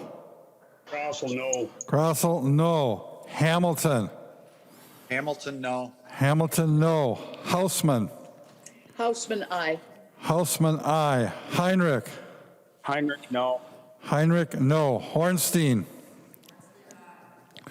Hornstein, aye. Katiza Watun. Katiza Watun, aye. Katiza Watun, aye. Mariani. Mariani, aye. Mariani, aye. McDonald.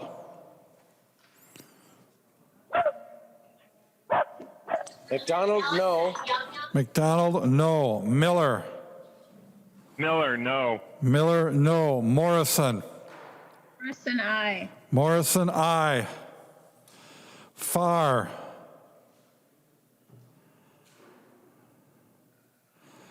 Farr. Farr, no. Farr, no. Pryor. Pryor, aye. Pryor, aye. Richardson. Aye. Richardson, aye. Scott. Scott, no. Scott, no. Scott, no. Sundin. Aye.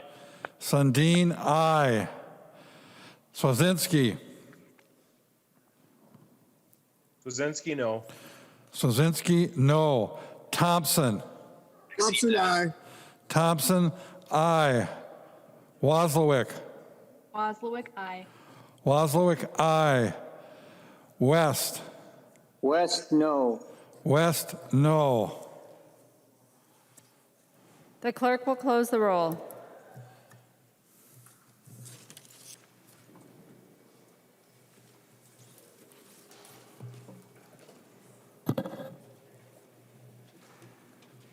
There being 68 ayes and 62 nays, the bill is passed as amended and its title agreed to.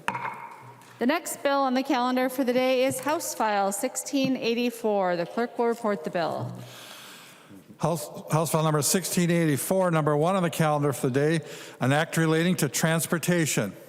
I recognize the member from Hennepin, Representative Hornstein, the author of the bill. Thank you, Madam Speaker. Members, the transportation bill. Madam Speaker, I move that House File 1684 be laid on the table.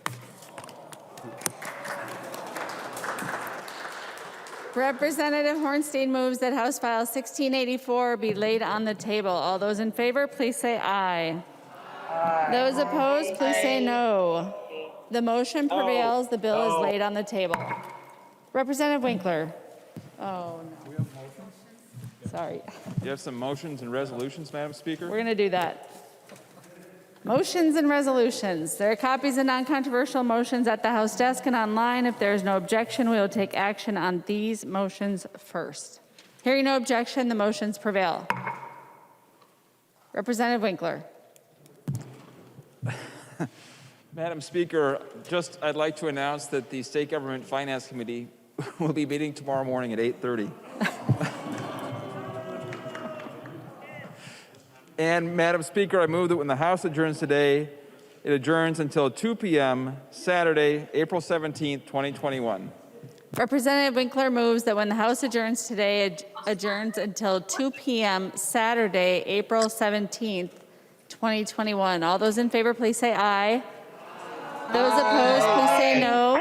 No. The motion prevails. Representative Winkler. Madam Speaker, I move that the House do now adjourn. Representative Winkler moves that the House do now adjourn. All those in favor, please say aye. Aye. Those opposed, please say no. The motion prevails. The House stands adjourned until 2 p.m. Saturday, April 17th, 2021.